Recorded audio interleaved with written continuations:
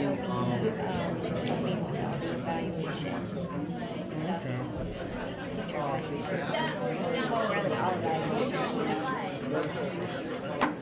ahead and call the school board meeting of March 22nd to order.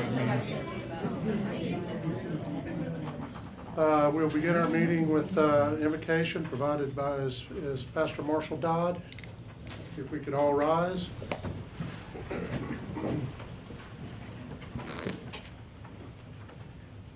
Almighty God, we thank you for every joyous blessing that you have given to us. We take a moment today to just thank you for the privilege of living in Osceola County, Florida. Lord, we could live somewhere where the weather is not as wonderful, where the vegetation is not as beautiful, but you've allowed us to live here. And while we're happy about that and happy about the blessings you've bestowed upon us, our hearts are saddened today for the loss in Brussels. We think of families that have lost family members. We think of families that are crying hysterically in hospital ICU units. We think of those that are wearing bandages and walking with assistance tonight because of the tragedy there this morning. We pray that you would comfort them even as you are blessing us.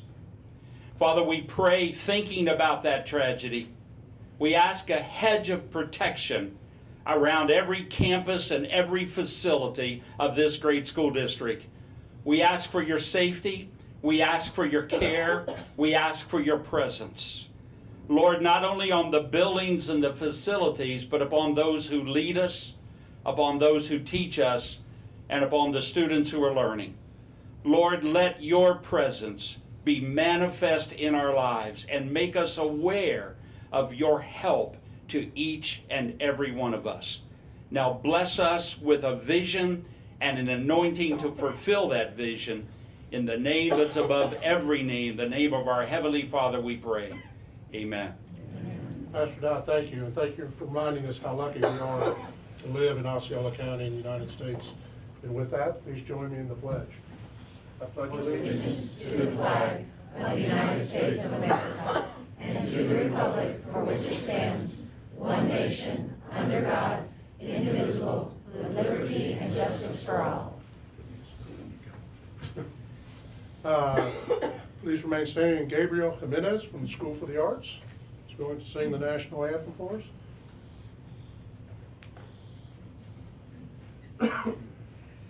Oh, say, can you see by the dawn's early light what so proudly we hailed at the twilight's last gleaming, whose broad stripes and bright stars through the perilous fight o'er the ramparts we watched were so gallantly streaming, and the rockets would glare, the bombs bursting in air gave proof through the night that our flag was still there. Oh, say, does that star-spangled banner yet wave o'er the land of the free and the home of the brave?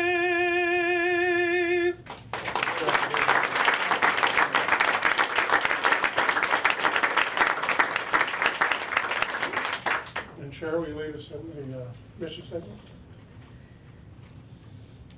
The School District of Osceola County's mission is education which inspires all to their highest potential. And Nadia?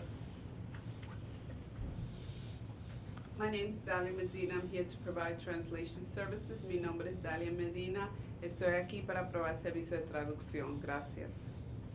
Thank you, Dalia.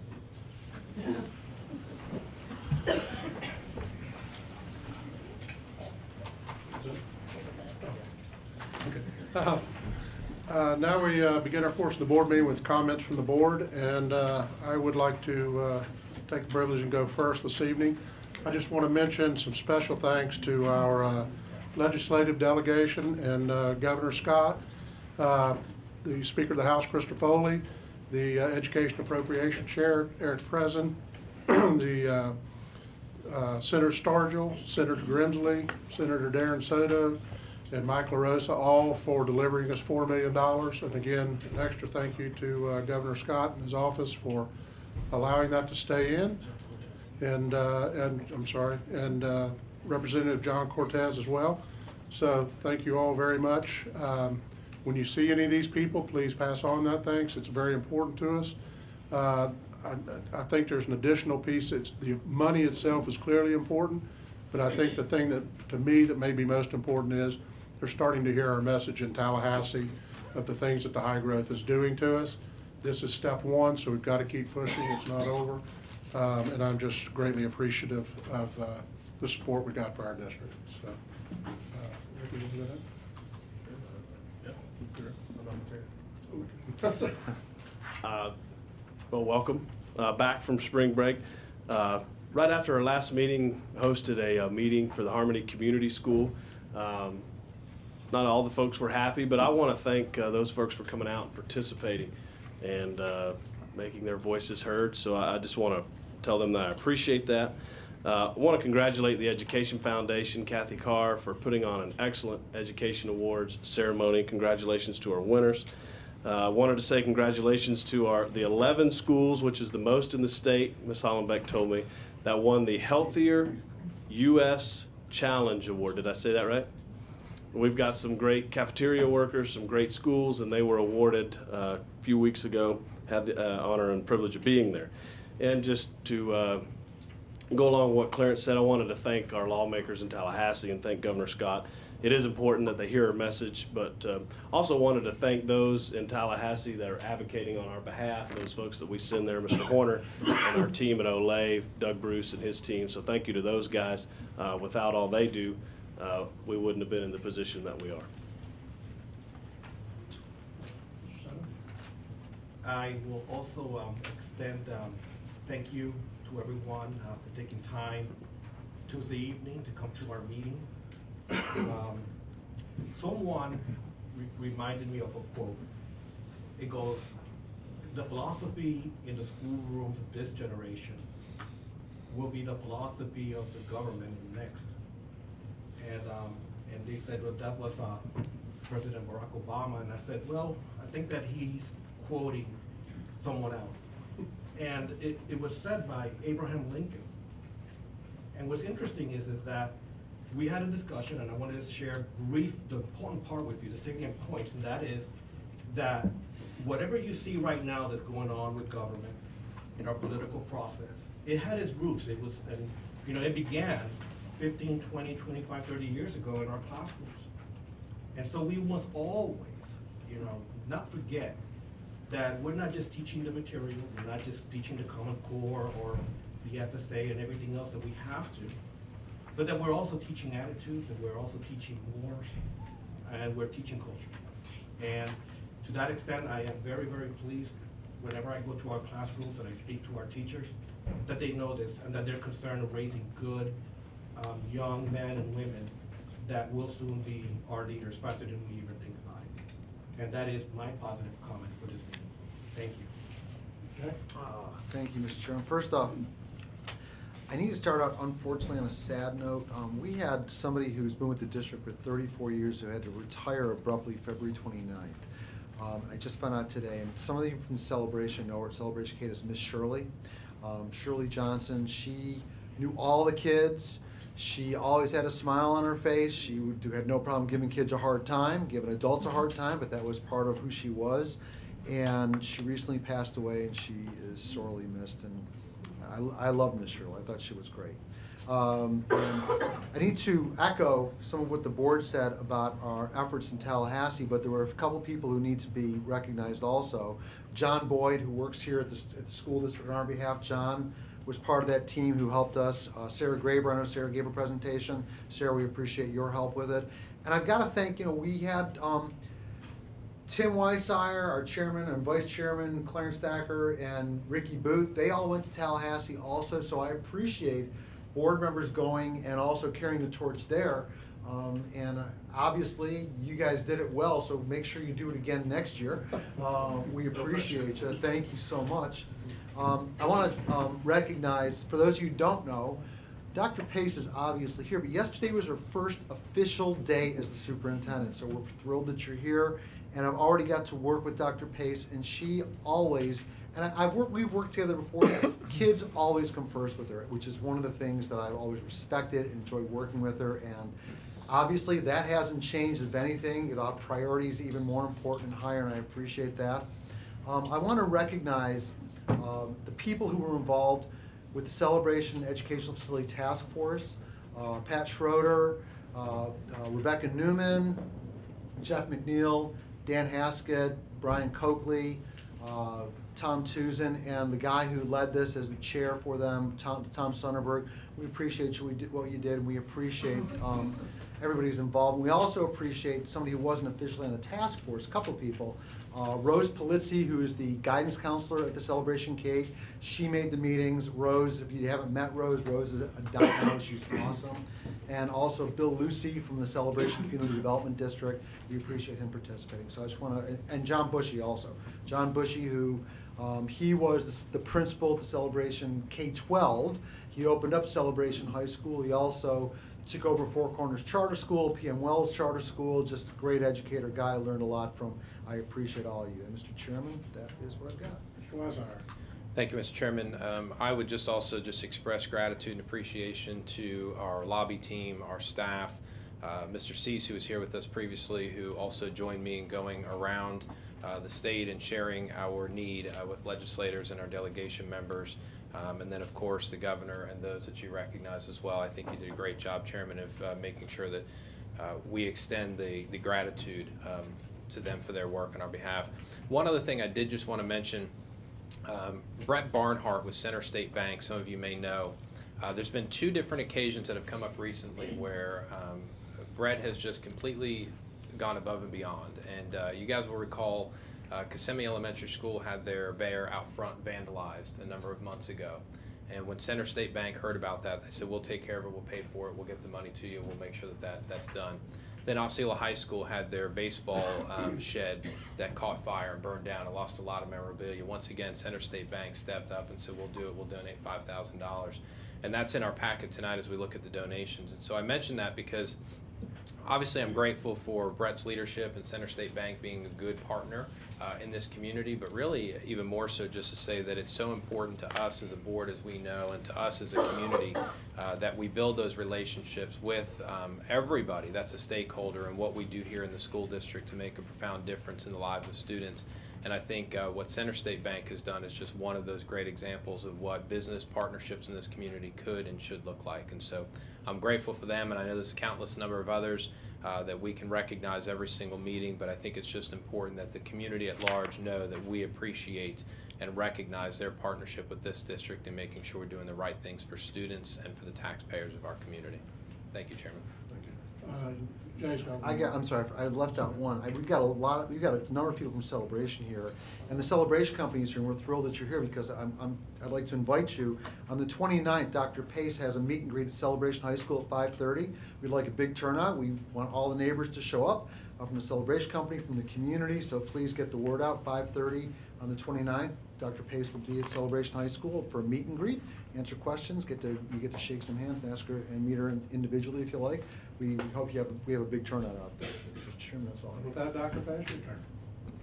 I did want to echo the board's comments and thank our legislative delegation and of course Governor Scott for your support for that additional capital funding. As you've said, it's just the tip of the iceberg in terms of helping us to address our capital needs, but more importantly, it demonstrates that they are hearing our message and will continue to carry that torch. And thanks to my staff who was instrumental in helping to pull information together to make that possible. Also wanted to thank the Osceola Education Foundation. As Ricky mentioned, we had a tremendous event to honor our Teacher of the Year and Support Employee of the Year finalists. It was just absolutely wonderful to be able to recognize our Teacher of the Year, Amy Miller. She was recognized last night by the County Commission. Great article over the weekend in the Gazette. And our support school-related employee of the year, Tico Justiano, is just as well deserving as are all of those finalists. And a special thanks to Dana and her team and Tammy and her team for helping to pull that together. That's it for me. All right. And just one more note on the Teacher of the Year awards. Ruben, who does our videoing here, does videos for that on the top 10 finalists for the support in the Teacher of the Year. And for those of you who were there, he does an amazing job, and it leaves a very warm spot in your heart when you watch that and you see what's going on in this district, and you can hear complaints all the time, and it tells you there's a lot of really good things going on. And he does a wonderful job of showing that. So with that, we're going to move to our presentations, and for those of you that may have agenda, item A, the student recognition for the Technology Student Association has been pulled off the agenda and moved back. So we will start at item B, recognition of the PBIS model schools for the 2014-15 year. Sherry, take it away. Thank you. My name is Sherry Wareka, and I am the Positive Behavior Intervention Support District Contact. So every year, the University of South Florida sponsors the Florida PBIS project, and they select schools that apply to be model schools. I have to say that the application process is quite rigorous, and not every school that applies is selected, but we have 4 schools, and they're with me tonight. So I would like to ask our new superintendent, Dr. Pace, and Mr. Thacker, if you would come down and greet the schools. All the schools that have received model school in the past have a banner at their school, so they'll be getting a sticker to add to the banner that they already have, as well as a certificate. The first school is Neptune Middle School, and they are our gold school. Hey.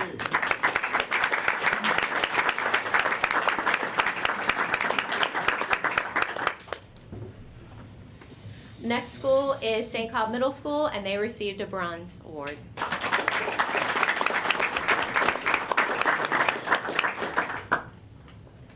Our next school is Horizon Middle School, and they received a bronze status.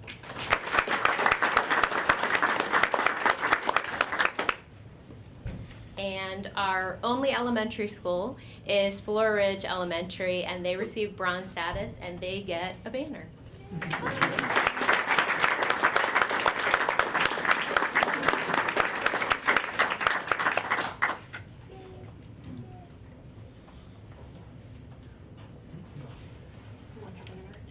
Yes. He's been waiting for that.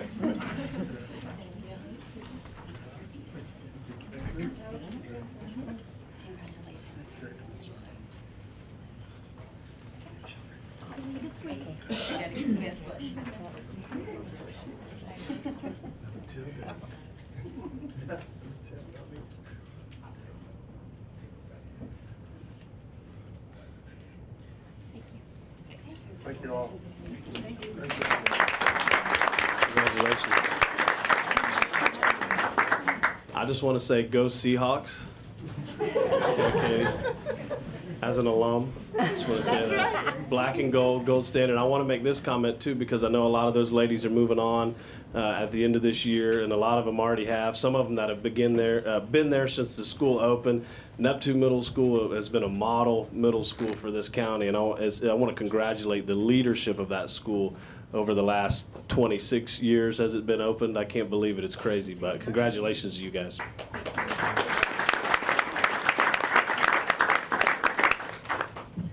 Next, we have the Proclamation Social Work Week by Elizabeth Lane. Good evening. My name is Elizabeth Lane, and I'm the Supervisor of Social Services with Student Services. And I want to thank you for the opportunity to speak on behalf of the school social workers who serve the Osceola County students. Many of them are here this evening. The Proclamation for School Social Work Week from Governor Rick Scott reads, whereas school social workers in Florida serve as vital members of the educational team, playing a central role in creating a positive environment at schools. And whereas school social workers are especially skilled in providing services to students who face serious challenges to school success including poverty, disability, discrimination, abuse, addiction, bullying, loss of a loved one, and other barriers to learning. And whereas school district and local educational agencies should work with school social workers to address students' emotional, physical, and environmental needs so that all students may achieve academic success. I, Rick Scott, Governor of Florida, do hereby extend greetings and best wishes to all observing School Social Work Week. Thank you. So moved. Second. Discussion, Mr. Beck. Okay. I have a motion by Mr. Wheeler to approve the proclamation, with a second by Mr. Booth. With discussion, Mr. Wheeler? Elizabeth, Yes, sir. how many social workers do you have? I have 11. I have 9 who serve general schools, and then 2, one who's working with charter schools, title charter schools, and one who works with the fit So population. what's your student to social worker ratio? 1 to 54/61, according to the One state of to, Florida. no, what's To ours? 5,000. I'm 1 to 5,000. 1 to 5,000. And is that the model that states that is best for public education based on what the numbers should be? Don't It's answer. 1 to 5,000. Okay, the point is, and I appreciate that. The Thank point you. is, board and Dr. Pace, let's see if we can lower that so that way they can be more effective, because they're great people. Biggest problem that we've got with them is they only got 2 arms and 2 legs, only so many hours in the day, and one crisis can eat up the entire day or 2 days for somebody, which is appropriate, but then you got all those other 4,999 students who may not be getting the services that they need. So, Elizabeth, we appreciate you so much. Thank It's you, all Mr. good. Lewis. Can I have them stand up, Sure, sure. Okay. Please. guys?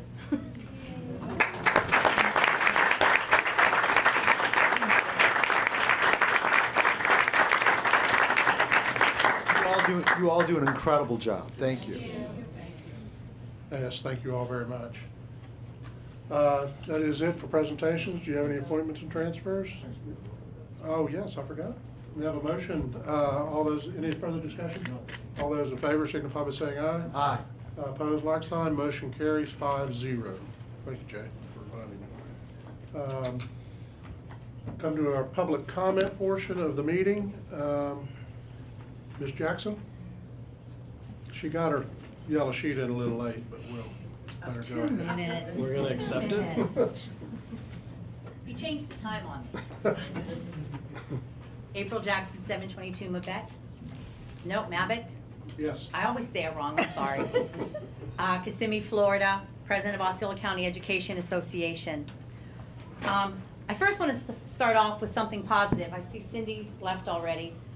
But she has some of the top 5% teachers in the state at her school. And I'm sure there are more within the district. And I'm hoping that Dr. Pace, we can recognize them at a school board meeting. But I have the names of the 4 from St. Cloud Middle School. Greg Garris, this is his 3rd year as being the top 5% of the teachers in the state. Chris Madden, Michelle Fleming, who is their Teacher of the Year, Micah Taylor, and Christopher Thompson. And it's a great honor to be recognized by the state of Florida, by the Secretary of Education, to be one of the top educators in the entire state. And I do hope that we do something to recognize the other teachers. There's someone else that sent me an email, and I can't find it tonight. The other thing I want to talk about are the waivers. And last year I said I would remind you if we had the waivers for class size and we had some issues. Well, we do have a higher grade in the district, and that's great. But we also have more schools that are not doing as well as they should. While I don't have a problem with the waiver in effect at the schools that are performing well, our schools that are Ds or almost Ds, I'd like you to consider looking at those again so that we can keep the ratio at those schools lower, because those students need the more one-to-one instruction than the other schools. Not all schools need it, but our schools that are priority schools, and I'm not going to name them because the teachers are working very hard at those schools, but when you get over the minimum class size and you get 4, 5, 6 more students, it does make a difference in your instruction. So I'd just like you to consider next year, when we look at the waiver for class size, which everybody knows I'm against, we take special considerations for those schools that are struggling and give them a little more thoughtful time so that the teachers can work with the students and the paras at that school. Thank you. Thank you, Ms. Jackson. We have one other public comment, but it is on the celebration, so I'm going to hold that until we get to that portion of the agenda. And we are at agenda modifications right now. I've got a one I want to add, and just since there are a lot of people here, right after the consent agenda, I'd like to add the celebration discussion, contract discussion, if that's okay with the board. Sure.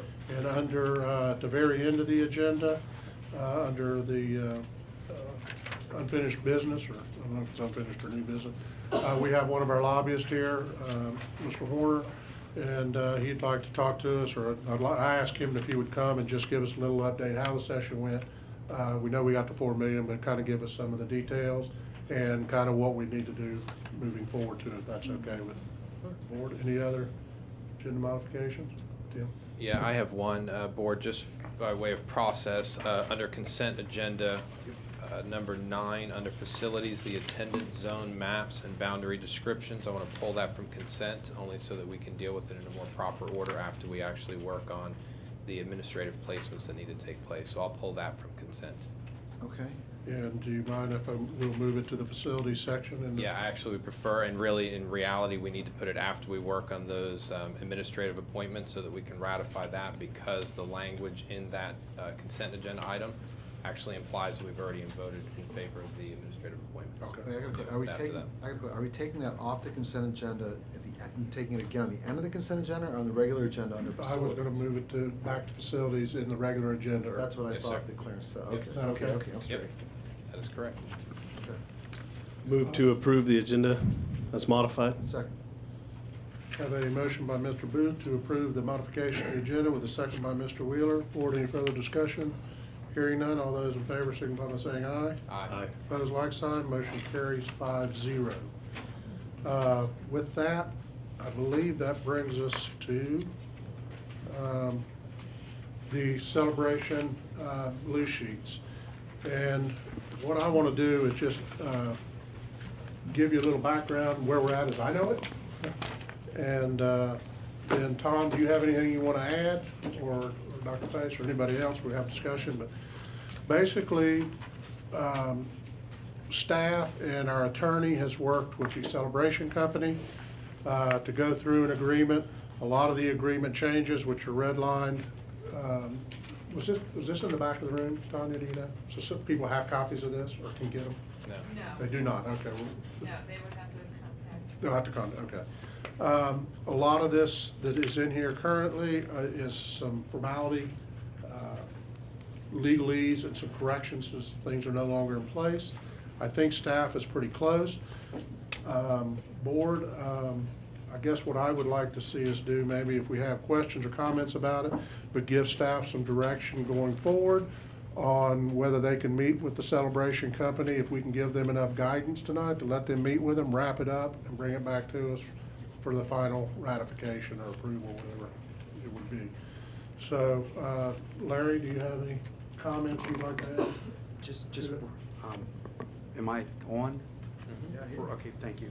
Briefly, you have the celebration proposal for a third school, the elementary. It's their draft proposed February 17th, unchanged. And then staff and I prepared a memorandum that you have, which doesn't change or recommend changing any of the business terms, but identifies a list of items that we think should be clarified or addressed, just so the agreement works better for the parties. And the direction I think staff is looking for is how you would like for staff and your attorney to move forward working with Celebration to get this done. There have been previous discussion that some of the negotiation meetings would be sunshine meetings, but Celebration's here tonight, they can address this, but they've made it very clear they don't want to negotiate in the sunshine. They would prefer to have meetings, just staff on staff, with council present. So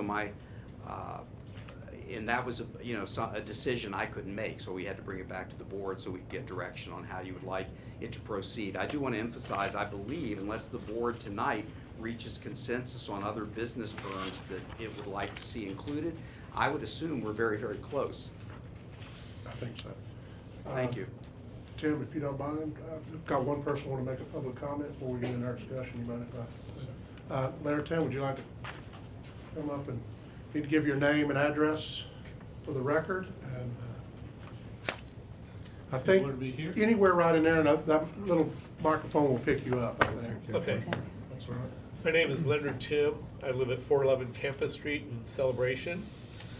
I know some of you know that I was recently elected to CROA, the Celebration Residential Owners Association. I am not here representing them. I'm here representing myself. Just want to make that very clear up front. Basically, from what I've heard, I've just heard a slightly different paradigm now than what I was going to comment on.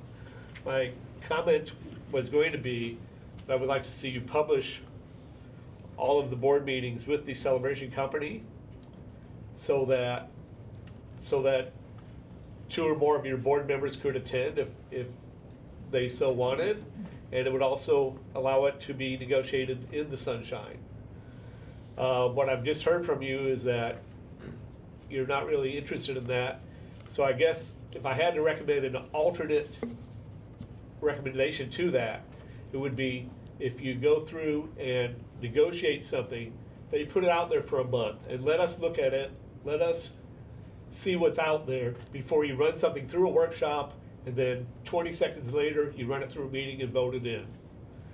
I think that would be the most fair to all residents of the county, and I think it should be a operating procedure you follow everywhere. Thank you. Okay, thank you. And I think that's what we're discussing here, how we're going to go forward with that. But thank you. Mr. Weiser? Thank you, Mr. Chairman.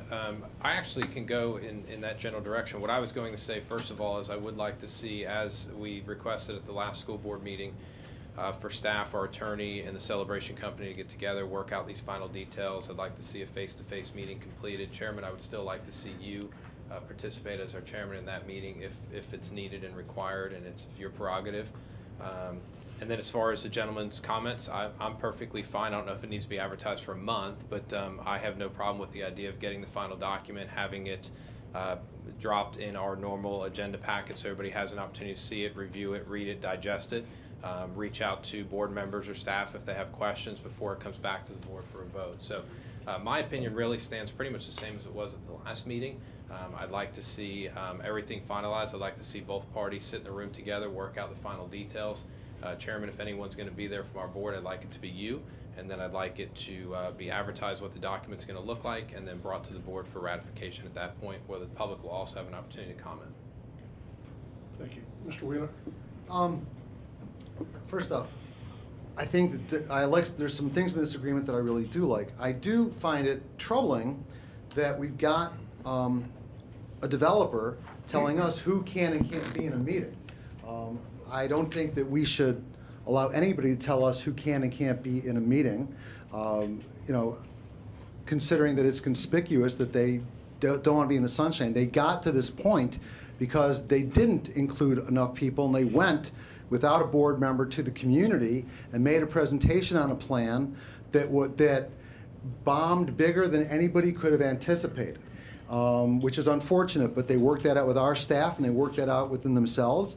I think that with this said, if more than one board member wants to attend, if the public wants to attend, I think they should. People who've got nothing to hide don't hide anything. I'd hate to think there's a quid pro quo, that if we don't meet in the sunshine, we get this deal, and if we do meet in the sunshine, we don't. I'd hate to think that. So, and with that said also, keep in mind, I appreciate everybody up here is under the premise that we all represent every school. But I've been elected 4 times to represent this community. And the fact that somebody would intentionally, deliberately, and conspicuously try to keep me or anybody elected out, if Harmony tried to keep you out, Ricky, if Kissimmee tried to keep you out, Clarence, if BVL tried to keep you out, Kelvin, if Poinciana tried to keep you out, Tim, I'd be standing right next to you saying, no, he can attend if he wants to. If he can make the meeting, it should be advertised. So I totally disagree with the fact that the meeting should be held out of the sunshine. I don't know what motivation there would be for it, other than the fact that maybe you'd have more people show up, interested parties, and I've got no problem with interested parties. It's all about being a good neighbor. If this situation hadn't created itself, where there was a presentation made to the community that totally bombed, that there was a task force meeting. Recently I called, I had a meeting with the head of the Celebration Company back in November, and I said, you know, is there somebody who can, when you say no and everybody says yes, it's a no, and when you say yes and everybody says no, it's a yes? He said, yes. So I called me, and somebody else called me, wouldn't even call me back himself. So with that said, I would encourage, and I talked to Mr. Brown, supposedly the meeting is scheduled at the school district 12:30 on the 24th, and because it's being mentioned in this meeting, Mr. Brown, please correct me, that suffices for Sunshine, correct? Well, if it's going to be a Sunshine meeting, I would ask the superintendent and her staff to post the notice as they normally do. It would not be a special meeting. A special meeting requires a specific number of hours of notice, but this would be more of a fact-finding meeting where 2 or more of you would be permitted to attend, and there would be no vote. So it's I'm hearing beeping and buzzing. Okay, so in any event, the difference is Sunshine notice is posted a reasonable amount of time. Special meeting is posted, is 48 hours, Tanya, I think it's 48 hours ahead of time. So we don't have 48 hours, but we have almost 48 hours, and it's not a special meeting in any event. So it would be reasonable notice under Sunshine law. If the board wants the next negotiating meeting on the 24th to be a Sunshine meeting, and TCC is here, and they should probably speak to that, but it's my understanding they don't want that, and I just leave that to you. That's above my pay grade. I find it very troubling that any developer would try to keep any board members out of any meetings regarding public education in a community.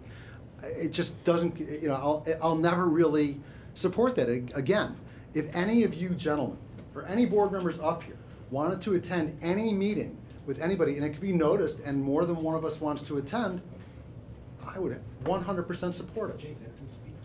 I don't see them getting up to speak to it. If they're invited, I think they will have invited. No, Sharon, you Absolutely. Lucky you. Good evening. Sharon Smoley, Government Relations Manager with Walt Disney World. You know, we've gotten this far working with staff, and I think that really what the Celebration Company is asking for is that you allow us to negotiate a final agreement as any developer would who's looking to make a donation to the school district. I don't think we're asking for anything special. I think, you know, if the school board would like to attend, it would be fine to have the chairman there to speak for the school board. I think that some of the misunderstandings have come after workshops, and then we get different requests that we've never heard before at a workshop. And just for the sake of consistency, I'd like the leader of this board to be there if you'd like. If you don't want to, and we work with staff just like any other developer would, we are very happy to do that. But we would just like to operate as any developer would and be able to negotiate very fine details of an agreement in terms of finances outside of the Sunshine, and then come in with a final agreement and get an up or down vote just like any developer would. Thank you, Sharon. Mr. Moon? I just want to say. Stay close, Sharon. Yeah. No. I don't have any questions for Ms. Smoley, but I'm gonna have to concur with Tim on this one. I think that let them have the meeting with staff as they've been having. Let them put together the agreement as they wish, and then bring it back to us. And then, Jay, we're gonna discuss it right here on the dais. And then, I mean, anything that's in it will be there for the public. I agree we should have it out, just like we do with all our agenda items for the celebration folks to look at. And then we can discuss it and pass it or not pass it. No? Mr. Wheeler?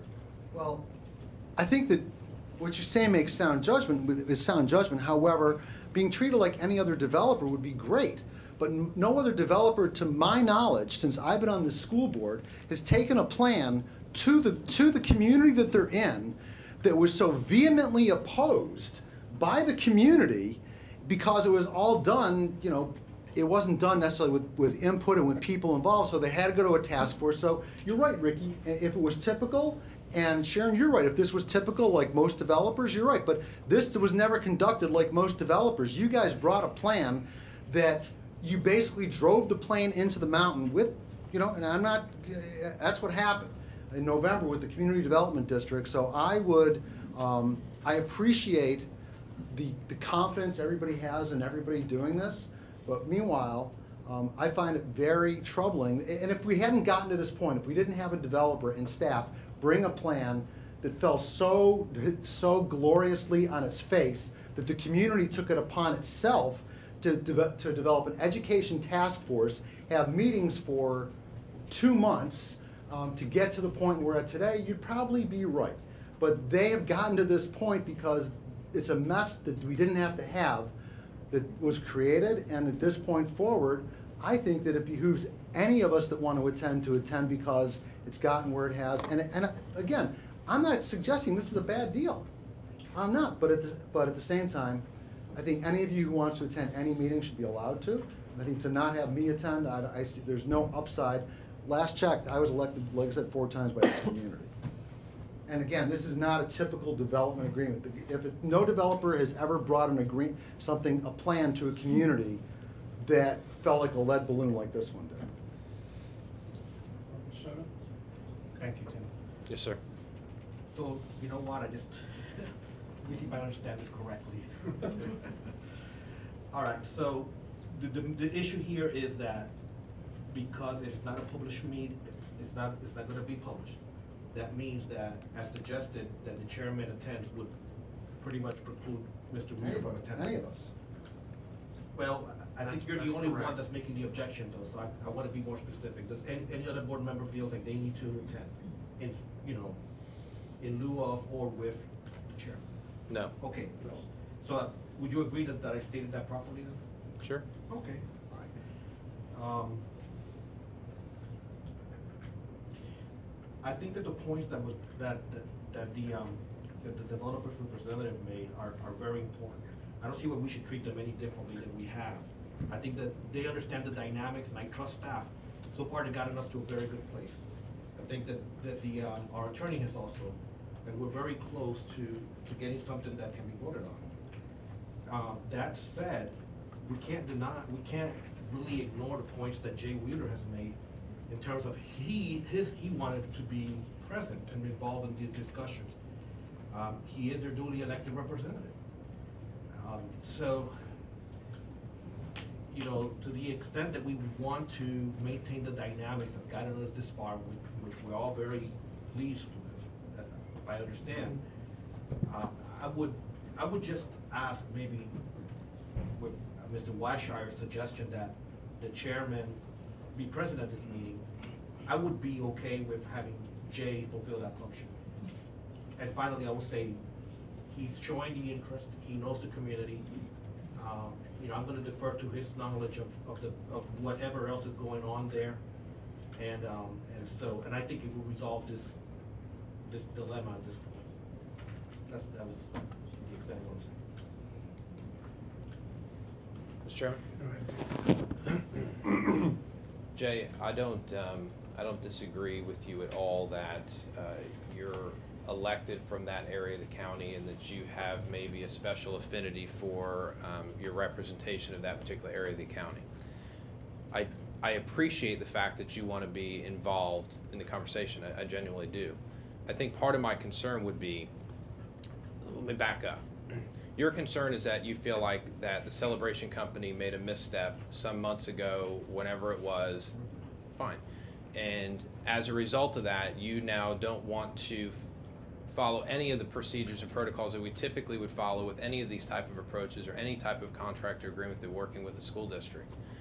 Part of my concern would be, though, as well, is that you go into that meeting and you begin to ask for things or demand things or say things that is not necessarily what the intent of the spirit of the body is, and that is why I've said on 2 different occasions now the chairman do it. That's not a slight towards you whatsoever. It really is not intended to be that. As far as it being a public meeting, not a public meeting, look, at the end of the day, every single thing that we do is public.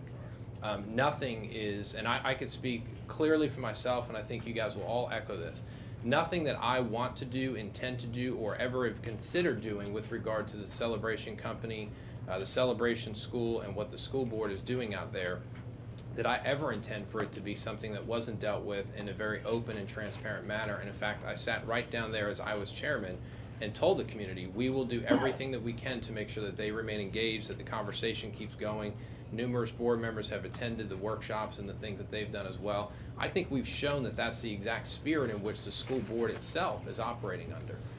So I just don't come at this from the idea that somehow there's a conspiracy that we need to be so concerned about that having a normal business meeting between legal counsel staff and having the board's representative as our chairman being in the room is somehow a negative thing. If I were being really blunt, I would say my biggest concern is that you go in there and you start demanding things that are unrealistic or not going to happen, and in some way derail the work and the efforts that so many people have done to get us here in the first place. That's, I think, one of my biggest concerns. The other part of it is that we've got to make sure that I don't have a voice when it comes to what decision this board makes unless I'm sitting with this board, unless I'm sitting with the majority of the members. And I don't run around this community telling people, I will get this done, I will do that, this is what's going to happen. I say, I'll bring it back to the board, I'll talk with them, the board will debate it, discuss it, consider it, and then make a decision on it. I think that's the spirit in which we've got to operate under. And I'm not saying you won't or you aren't. I'm saying that that's, for me, the key point of how we need to advance with this conversation. So I want to make sure you know, for me personally, this isn't about you whatsoever. What I'm talking about really has very little to do with you, and has more to do with the idea that we normally would follow a very similar process to this with anything that we're doing. Our chairman or vice chairman many times would sit and be a part of these type of conversations if needed to be. I don't think we're looking for anything different. And I'll close with the idea that I fully respect and appreciate your desire to make sure that you speak on behalf of the constituents that elected you. 100% behind you on that. My opinion is this is the forum to do it in. This is the opportunity that we all have to do that. And even though the voters of Celebration aren't the ones that vote for me, I can tell them, and they know it, those that know me well enough, they know that when I make decisions, I don't make decisions based on solely what's going to be good for District 3, 2, 1, 4, any other. I make decisions based on what I think is going to be good for the whole, and I feel like I have the exact same obligation to them, whether they can cast a vote for me or not, as I do to the people in Harmony that can't vote for me, or the people I have in Poinciana that can. So I want you to understand the spirit in which I'm coming about this. This is not a, TCC is bad and all of a sudden we have to throw everything out and we need to make sure that there's not cloak and dagger and all these things. I just don't see it that way. I see this as a very normal business process. We can let it play out. We can have our chairman go to. We can make sure that the negotiations are finalized. We can have our legal counsel work with theirs to iron out these fine details. We can bring it back to the board. We can tear it apart. We can have debate and discussion. We can have public comment. We can engage everybody we need to. We can vote it up or down. I don't think that's any different than what we do in any other contract. Unfortunately, we are to this point because both our staff and the Celebration Company were grossly out of touch with the community and brought a plan that blew up on everybody. This developer has got fractured relationships in this community. You got people on governing boards in Celebration, CDD members, Community Development District elected members, that won't even talk to them. There's that lack of trust. I'm not telling you that I distrust anybody. I'm not telling you that I want to derail this. All I'm suggesting is I'm not ready to abdicate my role as an elected official. And you see it differently than me. I think that it's important for me to be in the room when it represents a community and an educational facility in a community that I represent. I know this community, I know the schools well, and I'm very in touch with the community. I know what's going on with staff. I think the staff and the Celebration Company has done a good job getting where they are so far. I'm not suggesting that they haven't. They listen to the community, that's good. I think that there is no downside to me being in there. I'm not going to speak for the board, but I think it's important for me to be there, considering if they had a better relationship, if they were in touch with the community, number one, we wouldn't be at this point. They would never presented what they presented in November. That's number one. Number two, members of governing bodies within Celebration wouldn't call me when they get calls from saying, what do they want? I'm not going to call them back. I mean, people who are elected in Celebration. So I understand what you're saying, but this unfortunately is anomalous. I'm not suggesting why it is and who, but you've got people elected in Celebration to represent people in Celebration on the CDD board who won't even talk to them. So, I'm not ready to abdicate my role and not show up. Yes, can I ask a question? Yeah, I was married before you. Yeah, go ahead, Calvin. Go ahead, Calvin. Then I've got a question too. And then you can. Here, as I understand it, is I don't know why two board members cannot show up if they're not participating. because of case law like the Seminole County School Board That, case. that, I don't agree with that case, that really is. That really goes. I mean, If two of you show up to do fact-finding at the same meeting, if you were an advisory board, the Fifth District Court of Appeal, I think that's the Finch case against Seminole School Board, an advisory board could do that, even though they're subject to sunshine. The ultimate voting board, i.e. the school board, cannot have two or more of you. Going back 20-plus years, the state attorney investigated this board when it used to go to architects' offices and review architectural plans. I think that's 20-plus years ago, so we're way beyond that. So I'm trying to keep the board way on the safe side of not being investigated, not having newspaper articles written. So what I was going to offer is, let's not do it by meeting. Let's have no meetings. They have made a proposal.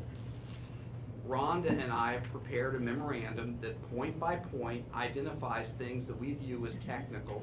They may well be able to respond, and we may only have to go back and forth one time, maybe twice on emails. We can then prepare a final document based on emails.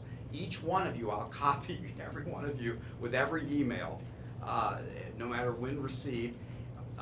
For those who want public records, I've got to look at the exemption, because I think when you're doing real estate conveyances, there is a temporary exemption for real estate contracts, you see, up until I think 30 days before. I mean, I have to look at that exemption. So I'm not sure that the folks in the audience will be able to send me a public records demand every day for the emails. I may have a temporary exemption in 119, but leave that aside. We could do it by email. There would be no meeting. Everyone would be treated the same, and I don't think TCC would mind communicating by emails. I'll be very polite in my emails. Chairman Thacker, I move that we just allow our staff, without any board member present, to come, and I think they have a meeting scheduled on Thursday, to just meet with the staff at TCC and then bring back something. Would it preclude you from being involved in anything, Jay? We're talking with Larry, talking with TCC, talking with anyone. Let them hammer out let them do what lawyers do, and then let us do what we do up here on the dais. I think had we not gotten to this point, had they not blown it up so badly, I'd agree with them. You can't represent your constituents if you're absent. Let me ask, I've got a question, because maybe I'm in the wrong place on where the agreement is, and Tom, I'm gonna go to you, and if you're not the right one, get me where I'm supposed to be here. I was under the impression from the task force meetings that they had 10 of or so, that they started out with 10 options and came down to one option, and this is that option. So I think everybody's in agreement, and I think we're fighting over some, what I would say, technicalities. We're not fighting over substance at this point. Do we know that or not? We have not had any response from TCC in reference to our proposals from their red line version. So I couldn't speak to that. I think that was the purpose. You were at the meetings, though. Do you think we're, in general, I mean, was there? I think we would be very close. Okay, I really do. I guess that's where I thought we were, and I just wanted to confirm that that was the case. Correct. Yeah. And if you read through some of the recommendations that we have, for the most part, they're minor changes. I can't speak to what TCC's thoughts are. That was going to be the purpose of our meeting on Thursday. Mr. Weissinger, do you have a comment, or do you want to let? No, I can yield for now and come back in a moment. Wait a second. You want to make a comment, or are you visiting? I'm Paige Pierce, head of the Celebration Company. Do I need to give my address? Sure. 5431 Brookline Drive in Orlando. So we responded, we a couple of days ago got Larry's comments. I think it was Larry plus the staff's comments to the agreement. We think we are down to like maybe 4 minor points. Our view is that we could, within an hour and a half, work these items out very easily with the staff. We think this is a very complicated issue. Being made a complicated issue, we think it's a very simple one. We think we can meet on Thursday. I would be surprised if we don't agree on everything, and it would come back to this board and it could be voted up or down. Larry, I've got one point, then I'll come back to you, just on the comment he just made, because the comment he made, the comment you made a minute ago. If this meeting happens on Thursday, you and staff, Celebration Company agree. Yes, sir.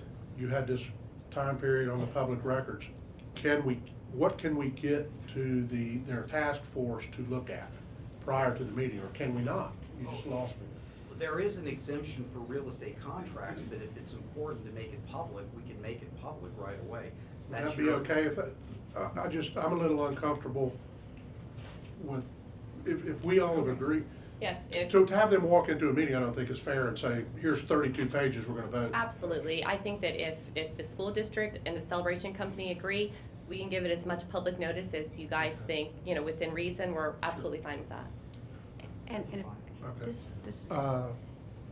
this is not something that we would intend to bring back to the board in a blue sheet. It would be published No, on the I get regular that. agenda, have at least a full week Yep. for all to review. Okay, I wasn't sure with Larry, with the comment he made, if it was something that couldn't be shown until, Mr. Weiser? And frankly, I'd want to go back and look at the specific exemption. I haven't dealt with it that much and make sure it applies.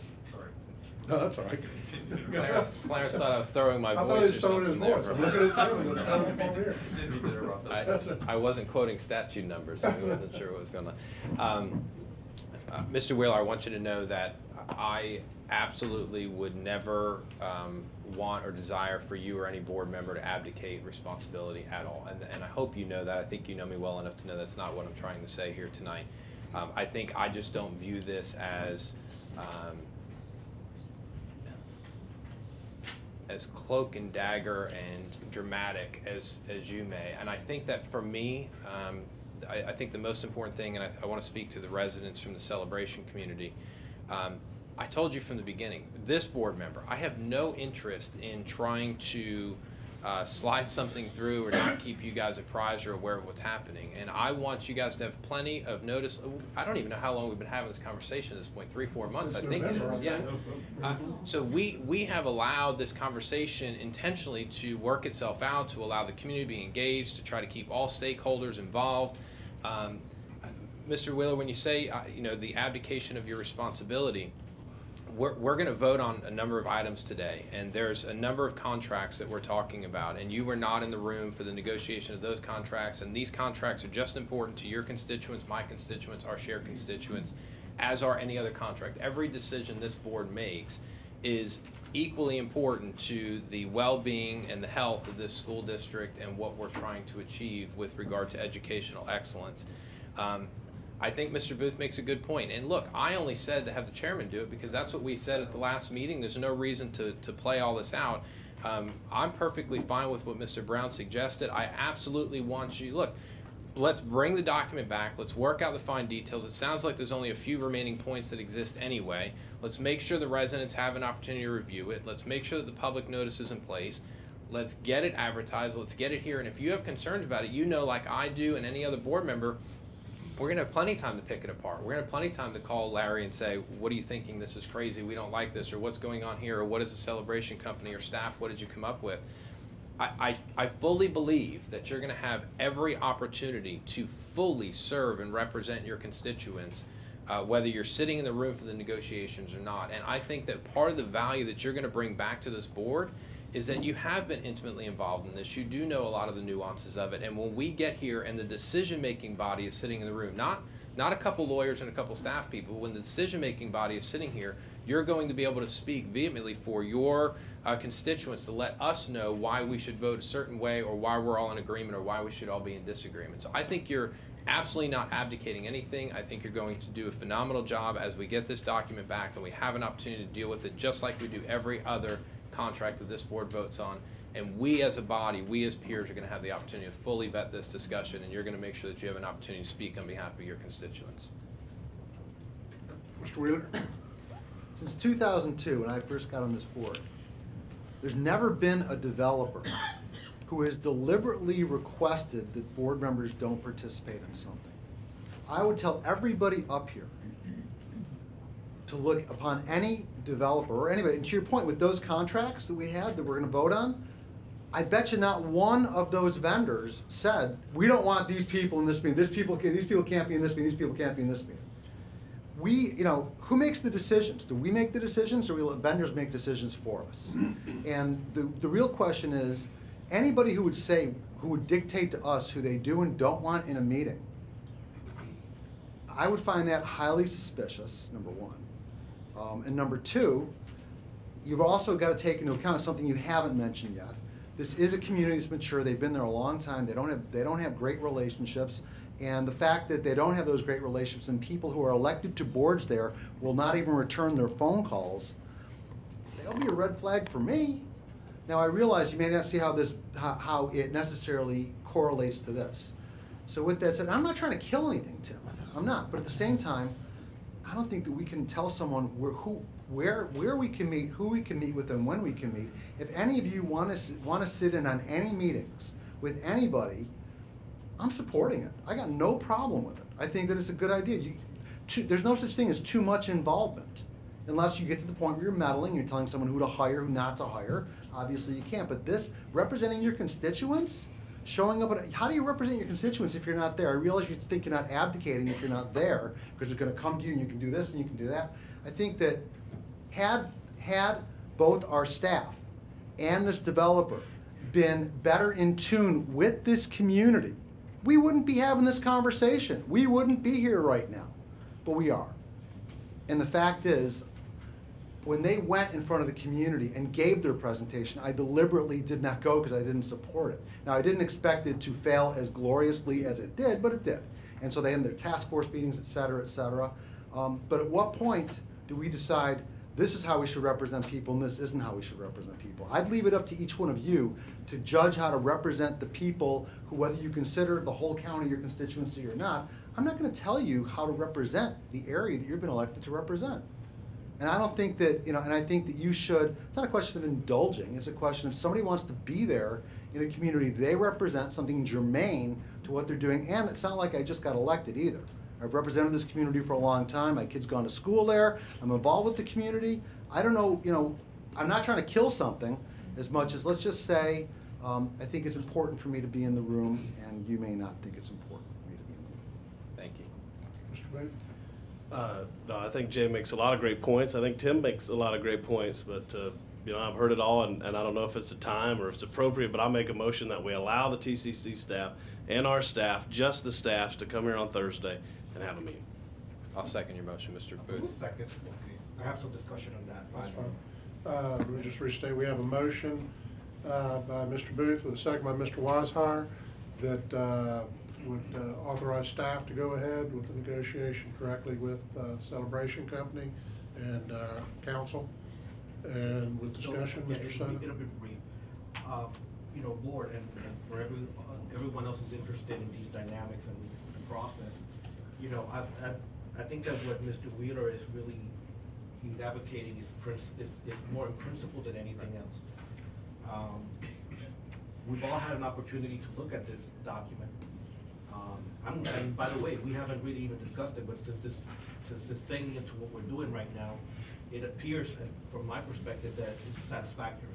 The recommendations that are being made by our staff, and from what I understand, the TTC, they're very close to finalizing this. As a matter of fact, the suggestion made by the attorney about email would probably even speed this up a little bit more.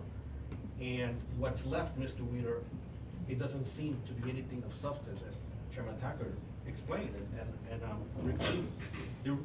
Because of that reason, I support Jay's position, because there's nothing that he said to cause me the concerns that you have, Mr. Weishire, at all. I actually think that, at this point, because he feels, strongly about, and he sees it as a point in principle.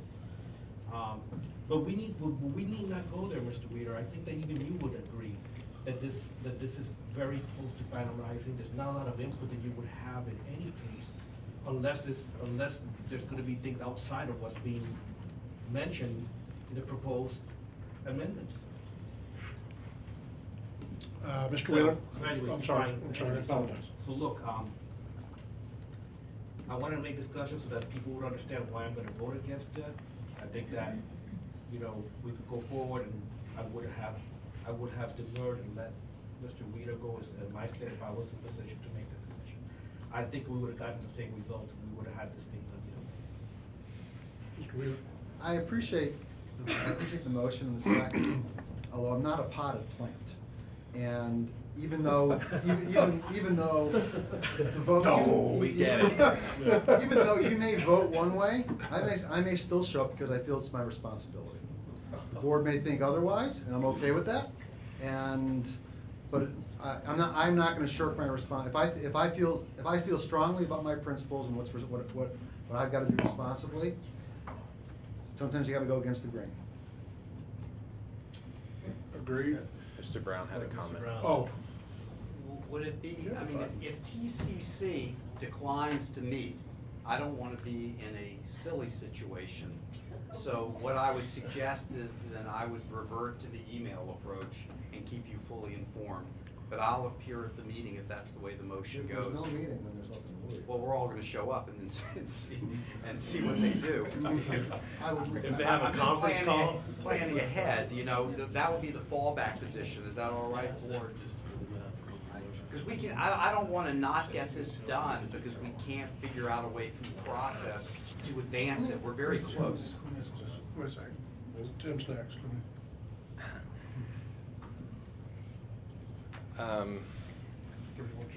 No, I don't. Jay, I guess here's the thing, and I think Mr. Soto made the point too. What do you intend to accomplish by being there?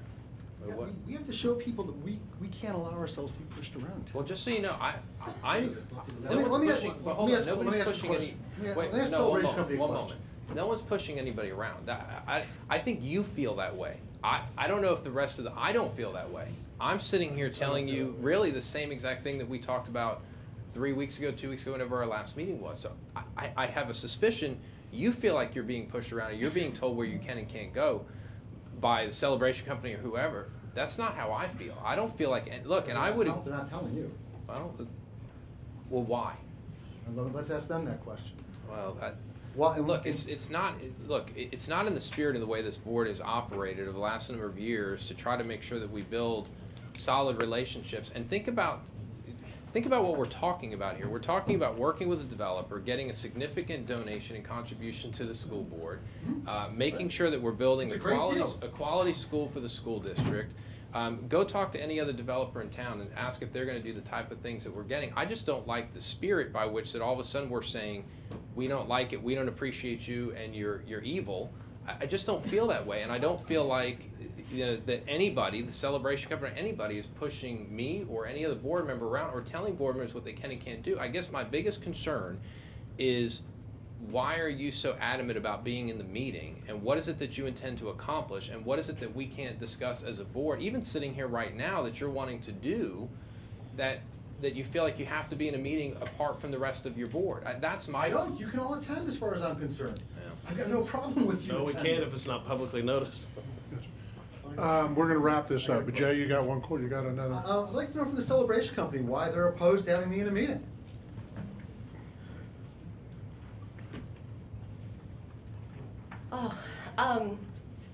We're trying to donate a school to the school district.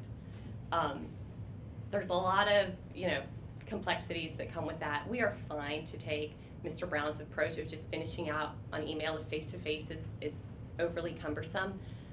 It is not personal, Mr. Wheeler. We had, I think, a date set for a meeting. After direction came from the board, we received an email saying that now you're requesting an additional $7 million. That was not the direction of this board. I called you and we had a conversation and you started talking about donations you wanted our company to make to certain nonprofits in the area. I was not uncomfortable with that kind of conversation, and I'm not comfortable with that being part of this negotiation. They need to be handled very separately. And new items that are not at the discretion of this board also make me uncomfortable, because we're just gonna come back and we're gonna have the other half of the board that says we never talked this through. So that is the reason for that.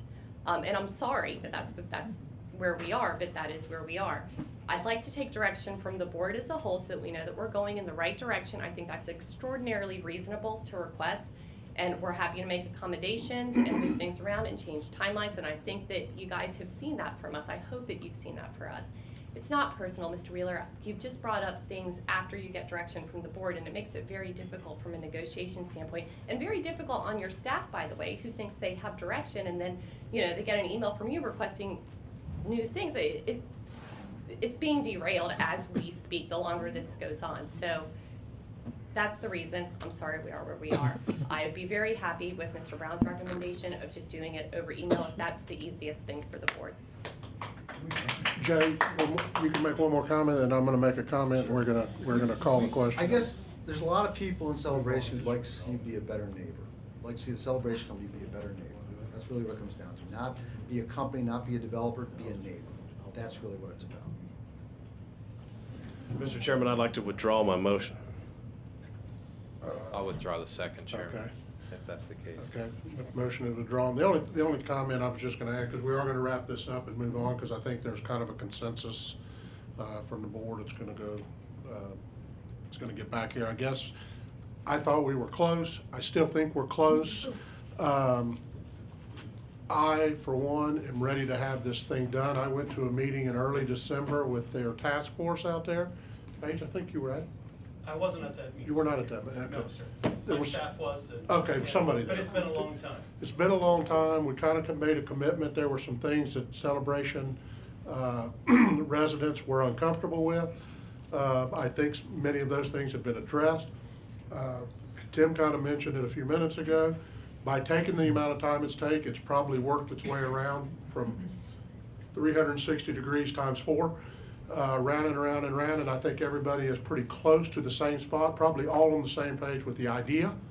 You know, some of these technical points are, quite frankly, if staff and Mr. Brown agree with the technical points, I'm pretty good with the agreement, and that's kind of the way I feel about it. I'm fine to let staff, so we're gonna move on, let y'all work this out.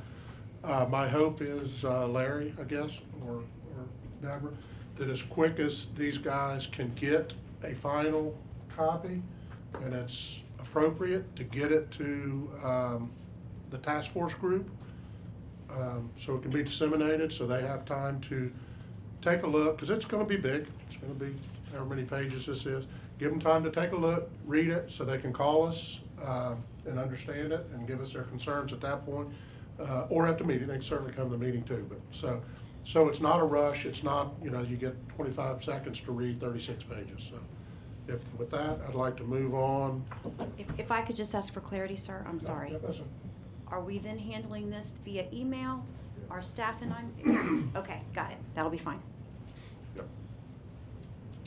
Okay, next on the agenda is we have some information items. We have a clear consensus. I mean, probably a 4-to-1 consensus. I don't think there was an actual, I didn't think there was a vote.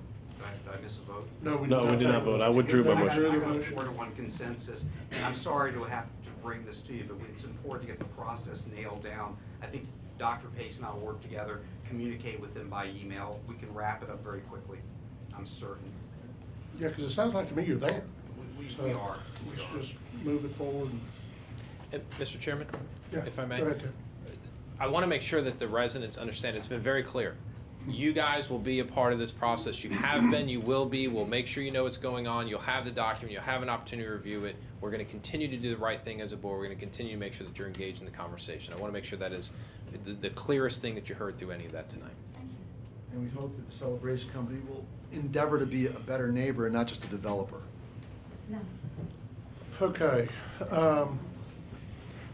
Next item up are the informational agenda items, TICO pass. It's in our packet. Are we going to speak to that? Okay. Mr. Riggs, Dr. Riggs.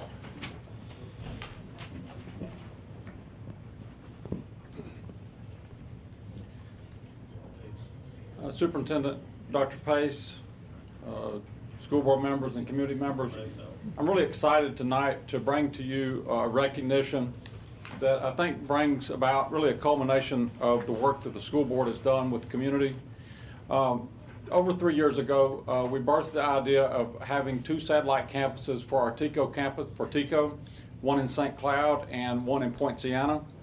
After much work and over a $2 million investment by the school system and our partners in education with the City of St. Cloud and the county. These facilities are up and going. Today, our Poinciana campus has over 200 students that we serve. Our St. Cloud campus serves over 145, and our TECO main campus serves over 680 students, 363 adults, over 300 dual enrollment students. The other afternoon, I was included in an email that was from a student from TECO, and what it was saying was it was thanking the teacher and the administration at TECO St. Cloud for providing them the opportunity to have that step up in life, to be able to get that certification, to get that next job. And what I wanted to do was actually bring this to the board and let the student actually talk to you about what it's meant for that person to be able to do that at a technical school. As we know, technical schools are an investment in economic development for our community, and I'm really proud that Miss Eddie, Mr. Melvin is here with us tonight, and the teacher. But really what I want to do is get Laura Placiano, is that right? Come on up with me and talk to me and the school board about what your teacher and that facility has meant for you. Hi. Miss Brown was my teacher during the senior year, and it was an amazing experience, everything she taught me that whole entire year. She basically like took me out of my shell. I wasn't able to get up in public and talk to everyone.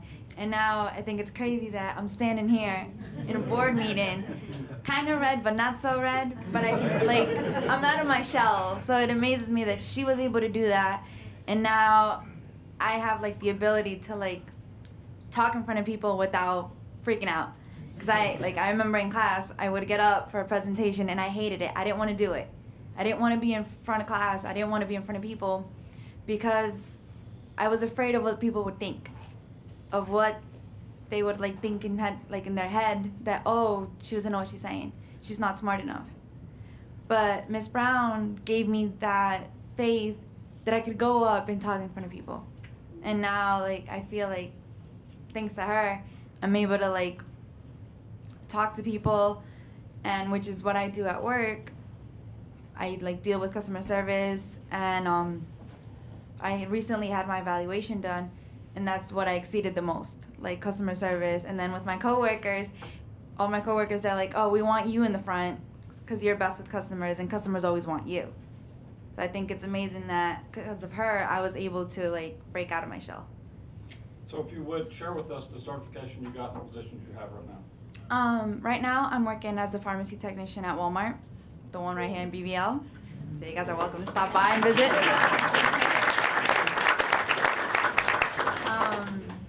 I've been there for a year. Staff is amazing, coworkers are amazing. I'm working towards my certification. My next test is April 2nd. So hopefully I get certified with the state and nation. So I'm looking forward to that.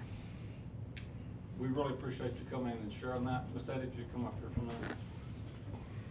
Miss Eddie, talk to us about both what Mr. Melvin and what Ms. Gail has done for the community there. Well, I would be remiss if I didn't tell you a little bit about Gail. Gail is the Pharmacy Tech of the Year. That's a national recognition. And it's not only for the Florida Pharmacy Association, but also the Society of Health Systems Pharmacists. So she has that honor this year. Gail came to us 4 years ago, and that's when she had Laura. And at that time, she was our dual enrollment instructor for the Pharmacy Tech program. And since then, she's moved over to the St. Cloud campus, which we are very happy to have her there, where she has all adult students. And she does a great job over there, of course. And Mr. Melvin is our dean over there at the St. Cloud campus, and he's very active in recruiting students for the campus and keeping those programs full. So we do appreciate that. So Superintendent Pace and Chairman Thacker, if you'd come down and let's take a picture with these wonderful individuals, and we just appreciate the jobs that y'all are doing. Mr. Melvin, you're doing a great job down there, and what a great testimony to what technical education and certificates can do for you.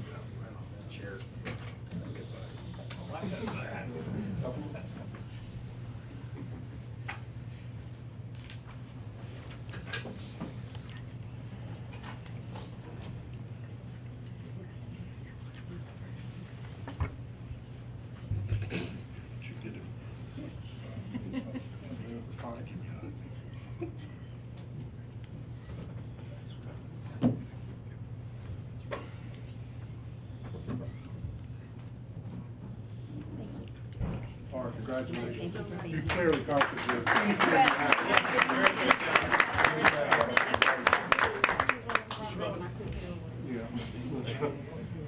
Yep.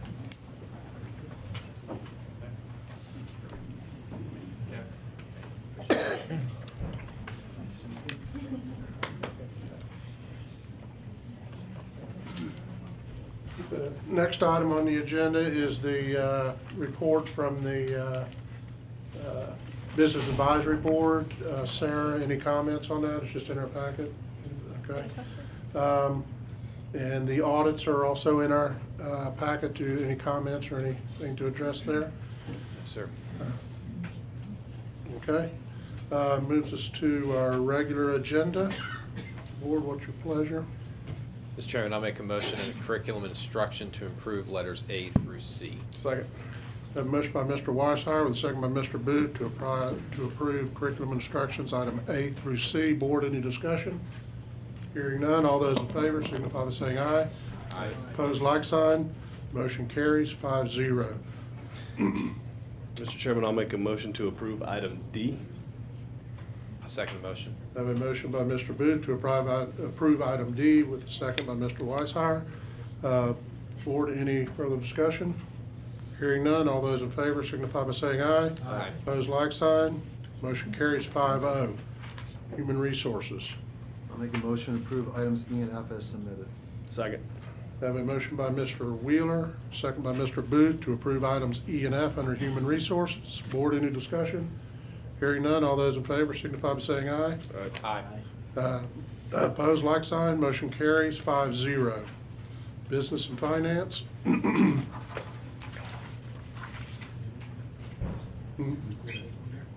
No, we have not. Then I'll make a motion to approve G through F. Second.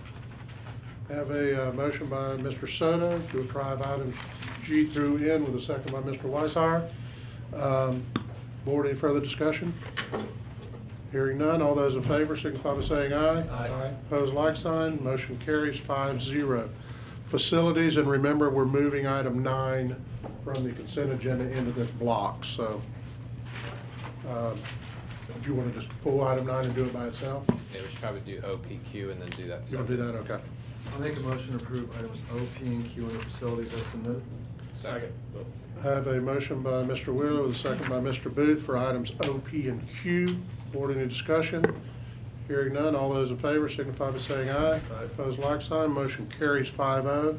Brings us to item 9 with some discussion from the consent agenda, which is, Mr. Chairman, I would make a motion to approve item number 9 under facilities that was pulled from our consent agenda, which is the attendance zone boundary maps. okay. Second. Have a motion for approval of item 9 by Mr. Weishauer with a second by Mr. Booth. Board, any discussion? Just a quick comment, actually. I think you know why I pulled it. It was just really out of sequence, and as I was looking at that, so I think one of the key things too is as we go forward and put it together in the future, we'll want to make sure we have that not in consent, but actually in the regular agenda. Yep. So it's just a procedural component for me. Thank you. Any further discussion? Hearing none, all those in favor signify by saying aye. Aye. Opposed, like sign. Motion carries 5-0. Superintendent? Superintendent recommendation. Recommendation, we have a contract in our amendment in here. Board? Motion to approve is submitted. Second. Have a motion by Mr. Wheeler to approve the second addendum to the contract, to our attorney's contract, with a second by Mr. Weishauer. Board, any further discussion? Hearing none, all those in favor signify by saying aye. Aye. Aye. Opposed, like sign. Motion carries 5-0.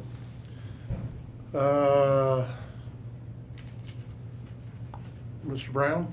Yes, I'd like to request and announce the need for an executive session at the usual time on the April 5th agenda, April 5th, 2016, specifically to discuss the matters that are permitted under law in executive session for the case Montalvo et al.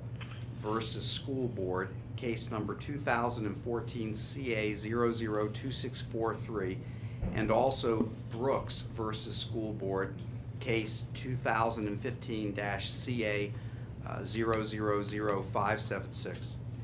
That requires no action, that's good. just to announce the need, and then we'll agenda it in the normal way to occur at the normal time next meeting. Okay. Thank you. Dr. Pace? I would like to talk just briefly with the board regarding our expulsion process. I believe several years ago, as a board, the board elected to go to a hearing officer procedure to hear our expulsion cases, which are held confidentially.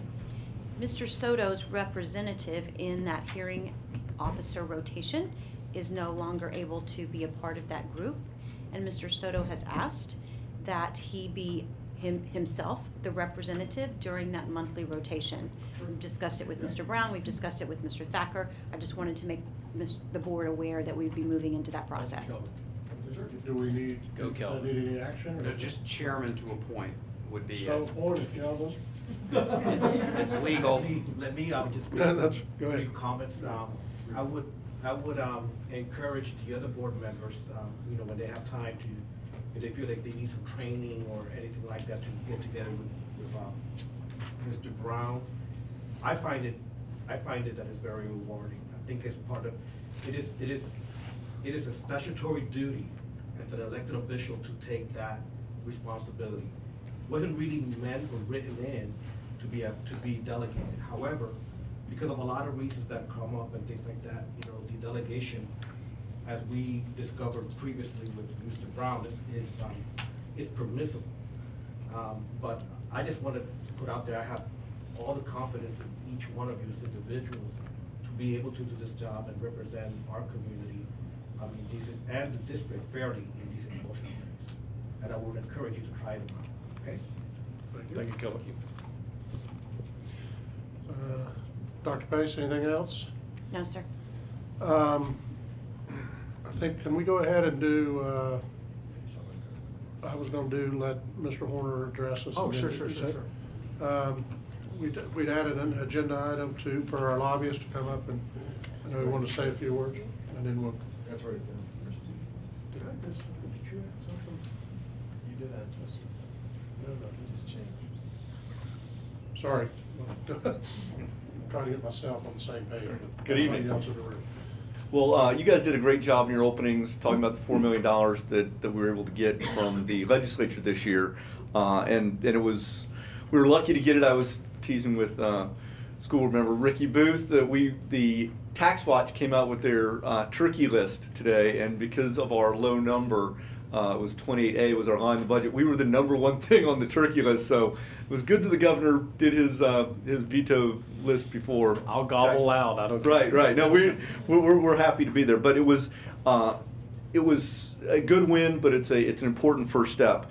You guys did a great job thanking those folks involved. Just wanted to once again thank our legislative delegation for their hard work, particularly Representative Mike LaRosa. I know that when you're a legislator, you only have a couple bullets in your gun that you get to go to leadership and push for.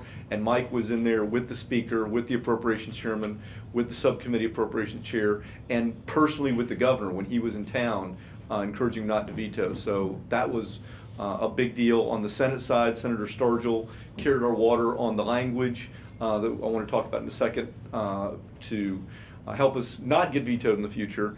But Senator Soto really went to bat for us. Once again, you only have so many opportunities to take something to leadership, and I know that Senator Soto went twice to President Gardner on our issue, and so that's a big deal to do that. He didn't go to the governor, which is probably a good thing, but it was, but our delegation worked hard and appreciate them. I just want to thank Dr. Pace. Your staff always came through when we got the dollars in at the last minute. We needed to make our appeal to the governor because this governor was moving faster than any previous governor on record with his veto message, and we knew that. And your staff turned around a document to help make that case, and we were able to arm our legislative delegation members with the info they needed. So kudos to your team. I want to thank the members that came up, Mr. Thacker and Mr. Booth and Mr. Weishire, and I particularly want to just thank Mr. Weishire. Doing this whole effort in Tallahassee was kind of his idea long before I ever came along back with the previous board. He worked hard to lay the groundwork for this, and if many of you know this, literally went to every member of our legislative delegation and planted the seeds that we were able to reap this legislative session, so we appreciate, that's a lot of work to go drive all around the state and meet with those guys, so it made my job a lot easier, so thank you, Tim, for doing that. So moving forward, this was not necessarily how we wanted to do this. You guys remember that we talked about this at a workshop. We wanted to bring back the high growth funding formula, make some changes to it, and go that route. In an effort not to be vetoed, then it would go through a statutory process. We came up with dollars that were directed just for Osceola County. The reason we're there, and the good news that Dr. Pace pointed out, is we've come a long way in the last 2 years with legislative leadership understanding that Osceola County has a problem. There are districts like ours that are outliers that are not served with the current capital funding process. And that's really good news that these folks are getting engaged, folks in senior leadership positions, folks that make the decisions when it comes to education policy now are actually the light bulbs going off. When we went through this process, when we put that formula in place over a decade ago, that it took about 3 years to finally get everyone up to speed. And I think we're on that process now. We're going to work with your staff to see if we can fine tune that formula, that we can bring something forward. There won't be winners and losers, but maybe just winners for districts that appropriately need those dollars. So we'll be working with your team. We've got lots of time. The session isn't until March this year. We've got an election in between, so we've got time to work with your team on that. And I think Dr. Pace has a great plan to spend those dollars immediately to build classroom space so it's not going to get washed in the mix. We can go with our head held high and tell the governor, tell the legislature you appropriated these dollars, and they went immediately to classroom space. It was much needed. So I thank her for being sensitive to the perception on this, issuing those dollars. This time I'll be happy to answer any questions you might have related to our legislative efforts. Yeah, if you would, Chairman. Mr. Horn, I just want to say thank you. As you pointed out, this conversation started long ago, but one of the great things that we have in this community is somebody like you that understands the legislative process probably better than most. And so this team saw the value in coming to you and saying, hey, we need to strengthen our bench a little bit and make sure that we carry this home. And so obviously we're grateful for everybody that we recognized earlier, but as the chairman pointed out at the very beginning of the meeting, we're grateful for you and Mr. Doug Bruce and the work that you guys do day in and day out. We have the opportunity to go up to Tallahassee, spend a couple days, speak with people, but you guys are up there over and over and over and making sure that our message is continued. And so I want you to know, and I think I speak on behalf of the entire board when I say we appreciate your work and your willingness to work with this board. So thank you. Happy to. Yep. Thank you, Mike. I appreciate it too, Mike, but next thing we need from you fairly soon is how do we start laying the groundwork for next year to get our language in? Yeah. Right. And what do you need from us? And I think I want to work with Sarah, and we've talked about maybe going up and had some discussions with Representative LaRosa, going up and spending time with the appropriations staff that maybe, as opposed to altering the current formula, maybe we need to do something brand new. One of the challenges is by altering the current formula, it creates some winners and losers. So if you're altering the formula and you're a district, even though the formula hasn't been funded in over a decade, but no one likes to lose anything, and so because it might get funded. So maybe we need to look at something that really targets districts that are genuinely in need, and so I think that's kind of the plan. I know that Representative LaRosa likes that, and here's our challenge, and not to end on a sour note, if you will. Our position in Osceola County is not improving. We're going to be stronger in the House next year. We've got we have 2 sophomores and 1 freshman that we're all going to move up, so we'll have 2 juniors and a sophomore, and that's good. In the Senate, though, we're losing our entire team. They're going away, and we won't have 1 senator in Osceola County, and they'll be a member of the minority party. Now, and they will be a fresh new member. If it was Senator Soto, who's a veteran of this process, that would be one thing. And whoever wins that seat, I'm sure will work hard on our issue. But those are big shoes to fill, and not having any majority party members from Osceola County is going to make this a difficult lift. Senators Stargell and Grimsley have both indicated to me that they're still going to help and they're still committed, but they don't represent Osceola County anymore, and so it's going to take some extra work, and hopefully I know many of you serve in leadership with the School Board Association and other groups that we can get some other folks on the team that will have majority party members in their delegations, that they're going to be helped by what we come up with, that we can build a better coalition. But we're working in that direction. Mike, do we know Manatee, Lee, and I want to say Glades? I mean, there's some other high growth. Did they get any bumps? I mean, was it a group effort, or we got it on our own? I mean, how'd they do? No, it was just us. Okay. We tried to help. We tried to help them. The goal was to alter the formula and put dollars in that pot with the idea that would help us, one, set a precedent to move forward, to continue to build those dollars up, and two, to help avoid a veto. As these dollars came in late in the conference process, there was a concern to alter the formula would go in a separate bill called the implementing bill.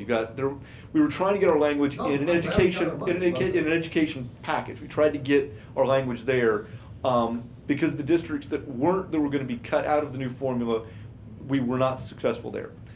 When you do the budget, there's a form bills, there's the budget, there's implementing bill.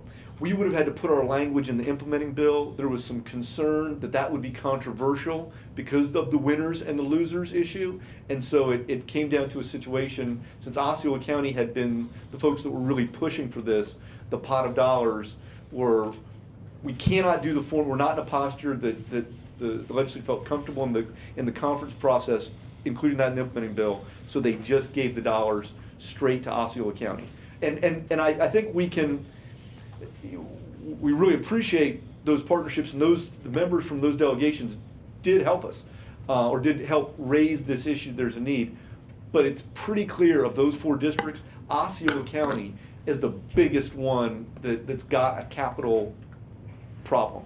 I mean, that's not taking anything away from Lee, Manatee, or Glades that could use capital dollars, but Osceola County, our deficit, our situation was really dire, and I think that the legislative leadership understands. We know that we need a long-term fix, but Osceola County's got an immediate problem, and here's a lifeline. I think the governor, by not vetoing, we communicated with the governor's office, hey, we know we want to come up with a long-term fix, but man, we got a problem right now. Can you show us some mercy and throw a lifeline at Osceola County, and let's come up with a long-term solution as we move forward. And that's how we got here. And that's great. I guess next year, I'm just thinking like 2 steps ahead. Next year, because we're losing some legislative some are delegations, some are going to be rookies, so to speak.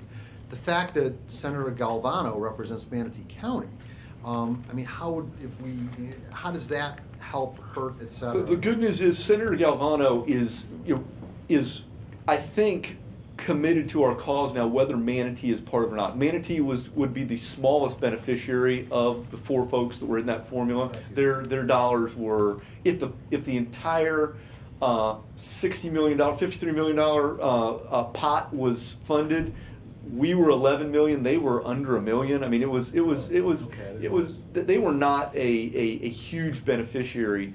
Though it was dollars I think they would have taken, but it gave us an opportunity to spend some time with Senator Galvano, who's also president-designate, as I'm sure many of you are aware, and he understands our problem. And I met with him. He wants to help. His exact words to me were, "Okay, but how is $4 million going to help? We need a long-term fix." I mean, he got that we need a long-term fix, and so I'm hopeful that whether Manatee is ultimately part of the solution, that we'll keep Senator Galvano in the mix in his leadership role, because he's the leader in education. I would just think that because Manatee he represents Manatee, that would just make sense that he would. I think, but I think the best thing we can do with this governor, with this process, we need to be really genuine. We need to find the districts that genuinely are hurting, like us, and make the case on the merits. At the end of the day, politics. You know me, I'm a very political animal, and I would love to have the president-designate on our team, but we don't want to put this together based on politics. We want to put it together on merit, and because I think ultimately that's what's going to help us $4 million is great, but Mr. Wells will tell you, I think we need a lot more than that, and so we need to have something that will sell for the long term. Only 290 to go, Mike. Right? However we get across the finish line. I'm just looking to get across the finish line. I don't care how we And get it. you know, let me tell you how committed Mike is. Anybody, and I can say this because Deborah and I have a lot of family down there, but anybody who's willing to spend a day in Moorhaven, Florida, on behalf of the school district of Osceola County is really putting their best foot forward. Spend a day at doing Oh it? yes, oh yes, absolutely. He said it was the highlight of his work with us, Yeah. actually, was that day down there. Mr. Horner, well done. Thanks, Malik. Thank you, Mike. Appreciate it.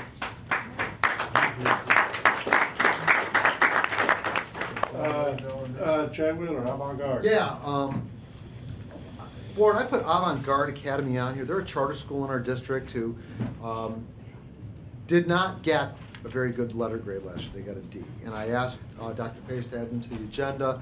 And I guess there's some people from Avant-Garde here. Is Dr. Esposito? I'll let you take it from here, please.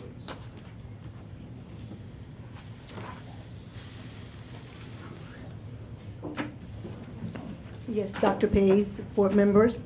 As Mr. Wheeler said, and as per your request, Avant-Garde Academy is in the 3rd year of operation. Last year, they received a letter grade of a D, and here with me is the principal. She's going to introduce other people from the staff, and she's going to provide to you a list and some factual information of what strategies they're implementing in order to move the school forward. Before you get started, I just want to point out, we want you to be successful. We want every student in this school district to attend a school that they will flourish in, that the school's high achieving, and that they're getting accolades for everything that they do right. And with that said, though, however, it's our responsibility that if particularly a choice school, is not performing well, and we've done it once so far since I've been on the board, and I don't aspire to do it ever again. We pulled a charter on a charter operator.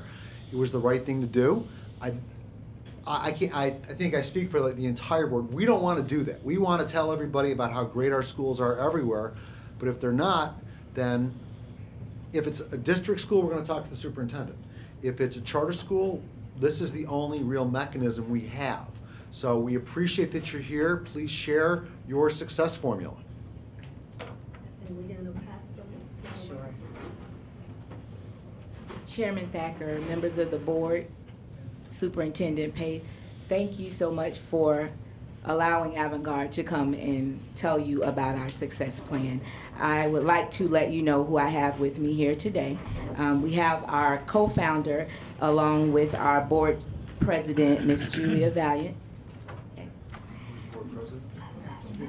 Ms. Valiant, okay. We also have Mr. Patrick McNeese, who is passing out the reports to you. We have Mr. Frank Bolaños, who is also one of our co-founders. We also have Ms. Melissa March, who is with iSchools, our management company. And then we also have some staff members, teachers, and IT and administration here with us as well. I have passed out a report to you. It is 37 pages long. No worries, we will not be going through every page. There are some pages that I would like to highlight so that you can see exactly what we are doing at Avant-Garde Academy to make sure that we do not have the same grade that we have right now. So if you would not mind, but turn with me to the first page. You see here our mission, and the next few pages, which is pages 3 through 8, are all about the students that we serve. It's demographic information. It tells you about our free and reduced lunch count. It tells you about our special programs. That is all pages 3 through 8.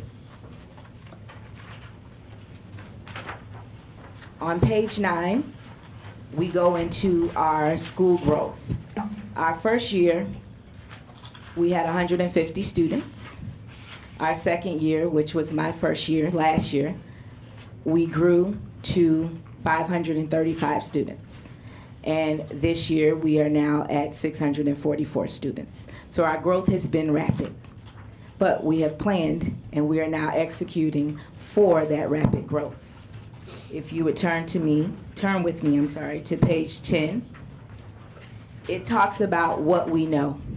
This section, what we know, is made up of all of data that we have collected based on the students that we serve. If you go ahead and turn to page 11, which is very colorful. What we show you there is very small as well. FSA gives us raw data. What we decided to do because of our rapid growth and because of the population that we serve was take each student, look at where they were the previous year and where they are right now based on each single strand.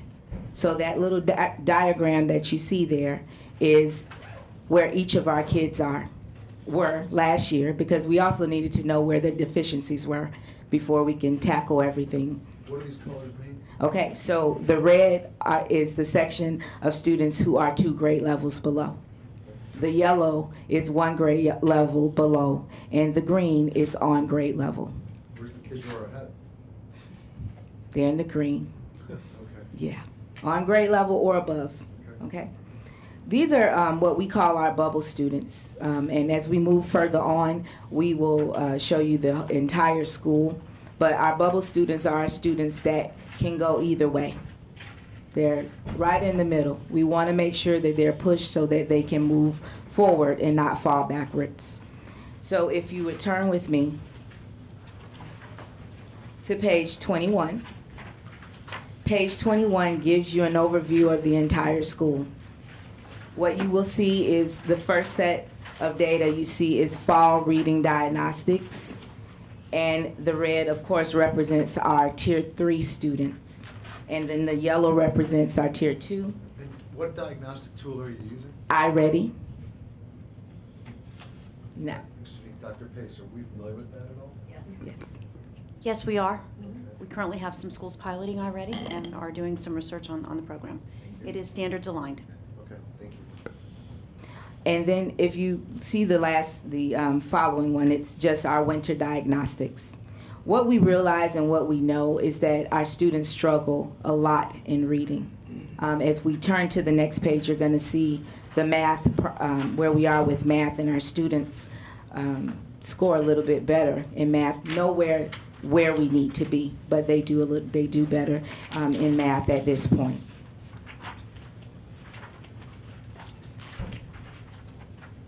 So we've done our homework and disaggregated information, analyzed where our students are so that we know where we need to take them and how we can take them there. So if you would turn with me to page 24 of the report, this is our plan of action. I will go into detail a little bit more as we turn a few pages, but I'd like to highlight the fact that my first year, last year, we had our first district reflective visits. And I can tell you, as the principal for the first year, I was a bit nervous. We didn't know exactly what to expect.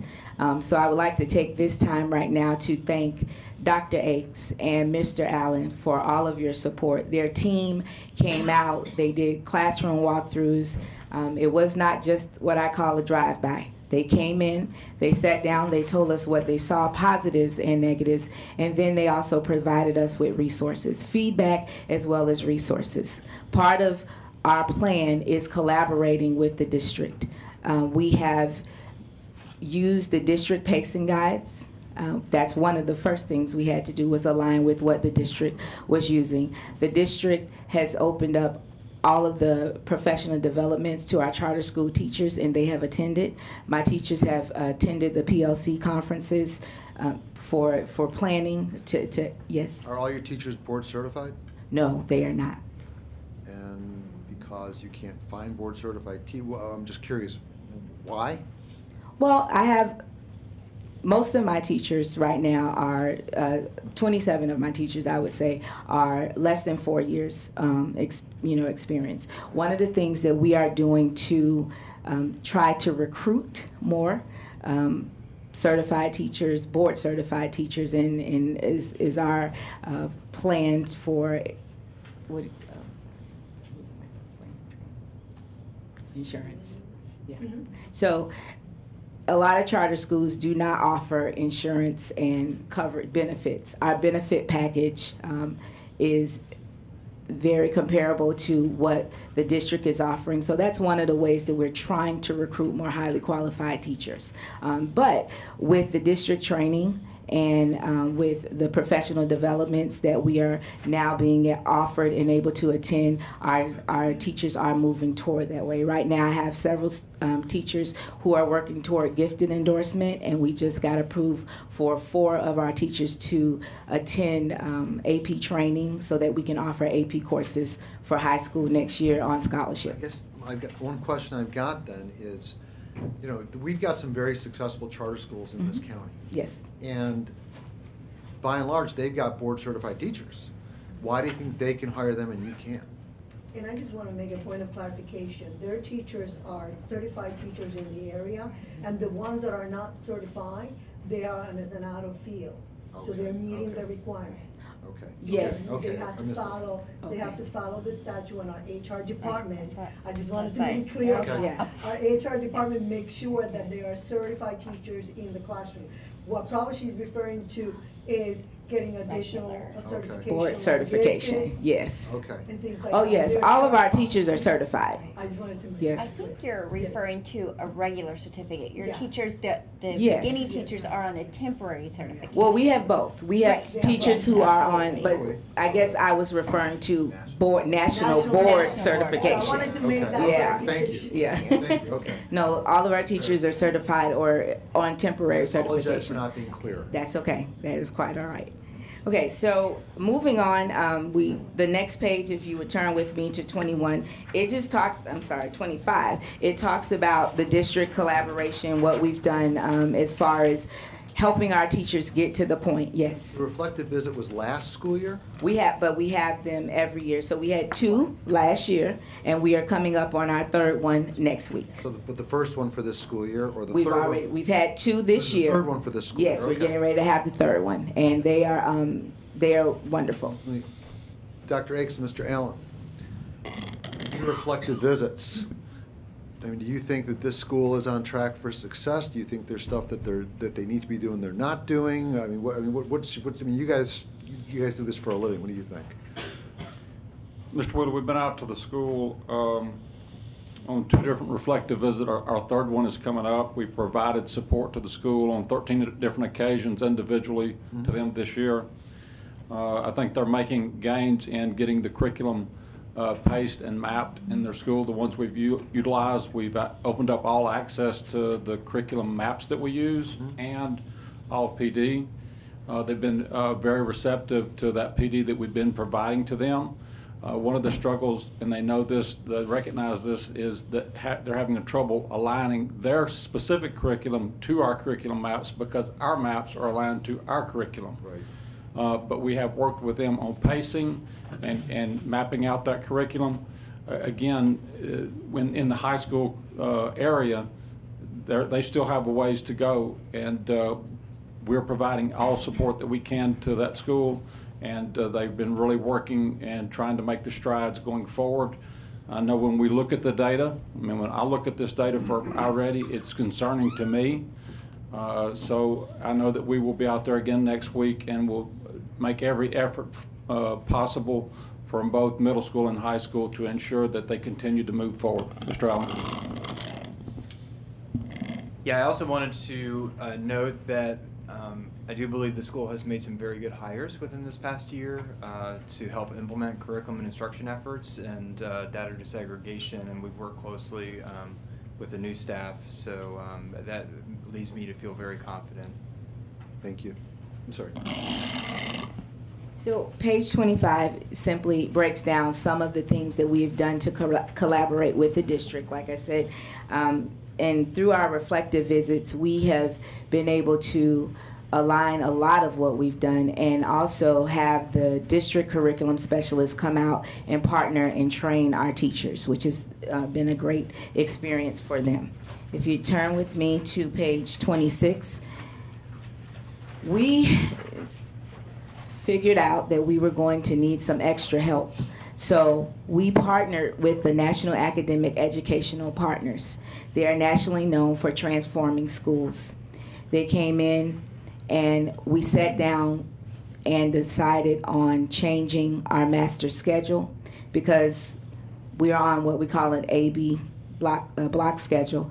And we saw that we needed to actually dig a little bit deeper for our students, take them back to the things that they did not know. So we completely changed our master schedule. We chose 13 standards because we had 13 weeks before the FSA testing based on the standards and as well as what our students were deficient in. So we had 13 main standards that we've been focusing on, and all PDs, all trainings, everything has been centered around those 13 standards. Yes? Dr. Pace, can you, I mean, are you familiar with National Academic Educational Partners? I am not. I've never heard of them either. Okay. Thank you. Go But ahead. I'll certainly look into that. Thank you. I mean, I just, It's okay. I've never heard of them. Okay, okay. They came in and their staff is there every day. They do PDs with our teachers to help them get prepared. They came in, they did a need assessments first to see where our teachers needed the most assistance, and that's how we came up with what PDs would be covered for the next 13 weeks. So again, with training and modifying the schedule, this is how we think that we've been making the gains that we've been making. Page 27 just highlights our SIP goals, our school improvement plan goals, and they are to increase our proficiency in ELA, English Language Arts, Science, and Math by at least 3 to 5%. That was approved by the school board, those goals for our school improvement plan. If you turn to page 28, here it shows gains from our iReady diagnostics from the first reading to the second reading. And as you can see on the first page with reading, there have been gains made. And again, we know that we are nowhere near where we need to be, but we are definitely making gains. The students are working hard, and so are the teachers. If you turn to page 29, we highlight the diagnostics from 1 and 2 for the math comparative. And as you can see, our students have made a lot more gains in math and not as much in reading. If you go ahead and turn to page 31, again, all of this information is taken from our school improvement plan, and we know that there are barriers, and with partnering with the National Academic Educational Partners, we figured out what we needed to do to help our teachers. Even though they are certified teachers, because of FSA being new, there are some deficiencies that we needed to hone in with our teachers. So on page 31, it just highlights the PDs that we've been doing to help our teachers move in their proficiency in order to help our students. On page 32, it talks about the individualized teacher coaching that we have. I introduced Mr. McNeese to you earlier. He is our on-site curriculum specialist, so he works with our teachers on a daily basis, also in addition to what they're doing. Excuse me. Yes. I appreciate the presentation that you put together. Sure. I think that there's a couple things I'd like to address. Number one, like I said, we want you to be successful. The fact that we've got some of our leadership team going back out there for another reflective visit, I can't speak for the rest of the board, but Dr. Pace, I'd be curious what their findings are if things are on pace. That's number one. Number two, there's leadership from Avant-Garde here, not just the school, but from the chairman of the board, Mr. Bolaños. Yes. I guess the questions I've got for you is, where else are you operating schools?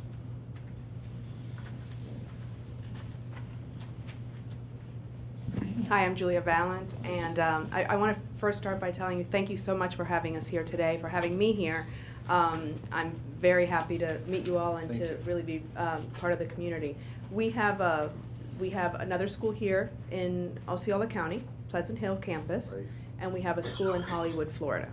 Okay, and how's do you have any results from Hollywood, for instance? Hollywood just opened this year. Okay, and the one. And as well as Pleasant Hill. Okay. So, I guess this all is good, and there's a lot of this stuff I'll admit that I'm not familiar with, and I hope it's successful, but my superintendent wasn't familiar with a part of it also, and she's been a high school expert for many, many years. So, you know, which is not to say that it's not a good thing, just we're not familiar with it. But I've got some of my leadership team going out there. I'd like to get their feedback. Again, we want you to be successful. You want to be successful. We know you want to be successful. Well, I wanted to also say that the county has been very, very supportive. Dr. Esposito has been very supportive. Her team has been very supportive, and we know that. We know that that is your job, to make sure that that we're successful, so the entire county is successful. And I want to make sure that you realize that our board is very aware of the grade, very aware of what our goals are, and we're really on track, that we know we're going to be an A+. I want nothing more than for you guys to come back next year, and I'm congratulating you for turning this around. You're a B, you're an A, you're doing great. But if you're not, I've got a responsibility to the kids. The kids at your school are our kids. I mean, these aren't avant-garde kids. These are Osceola County public school kids. And I realize you've got kids with challenges, but we got challenges throughout this district. Right, that's not an excuse. And we are who we are. You know, we're not going to change that. Our kids can accomplish anything, compete with anyone, anywhere. I firmly believe it, and I'm sure your kids can, which is not to say that it's going to be easy. You know, that's why it's called school work and not school play. But with that said, again, I appreciate this presentation. Without belaboring this, you want to be successful. You know, we want you to be. But I guess where I am bored with this is, I don't want to belabor this, but I would like to, Dr. Pace, with your indulgence, when Dr. Akes and Mr. Allen go back out there for another reflective visit, I'd like some feedback and know, you know, if you all think that this is moving in the right direction, or there's got to be a change, what is it, and what we can do to help support these students to be successful. I have started weekly board updates. At this point in time, they've just been strictly from me, but as of this week, we'll be adding some information from staff to those, just to keep board members informed. This will certainly be one of those topics once that reflective visit has been made. And I appreciate that, and I think it's very important, and we want you to be on track. Like I have said it, you know, I've said it once, I've said it a dozen times. We need you to be successful. We need our kids to be successful, but if not, you know, I don't want to go down the path where they're not. Let's just put it that way. And I know you don't want us to, and you want nothing more than to use this as an example of how to be successful with a community that's got its challenges, and that you're going to duplicate this and take other students with challenges in other places and create successful outcomes for those students too. So I guess that, again, I appreciate the presentation you put together, but you don't have to go through a page by page from me. I did want to just say something that in terms of being successful, and just to say several things we've been successful with. Our Sea Cadet program, if you all have not come out to our school, we have the only charter school Sea Cadet program and the largest Sea Cadet program in the nation. I was out there a few months ago and spoke to some of the children, and it was amazing to hear and to talk to the kids about their aspirations to attend Annapolis. And you know, there aren't any discipline problems, and we know our mission statement states that, you know, we want to deal with the total child. We want to develop the total student. So I just wanted to let you know about the Sea Cadet program, the plans for a Cambridge program, which is a very challenging program that, you know, a lot of the schools have, and the plans to instill that in our school. But, you know, like I said, the Sea Cadet program, you haven't been out there, it's amazing to see the kids, watch the kids, and that really is part of our total student program. I'm glad you're getting the support. I appreciate that. I'm glad you're getting support from our district. You know, we want, again, whatever we can do to help, we want to do, but, you know, we need to not, let's hope we don't have to duplicate this meeting. So thank you for coming. I appreciate it. That's all I've really got. I appreciate this. I'll look through it more, but I really want to hear from Dr. Akes and Mr. Allen after the next reflective visit. Mr. Soto? Board, Avant-Garde is a charter school that I visited on more than several occasions. I just wanted to add a little bit. I was going to mention the Sea Cadet program, but I think that the board chair lady explained it very well. The students, they look sharp, you know, and I could see that program, you know, really fits in well with the charter school in general and how they carry on. It's very professional. It feels like a very safe environment for the students.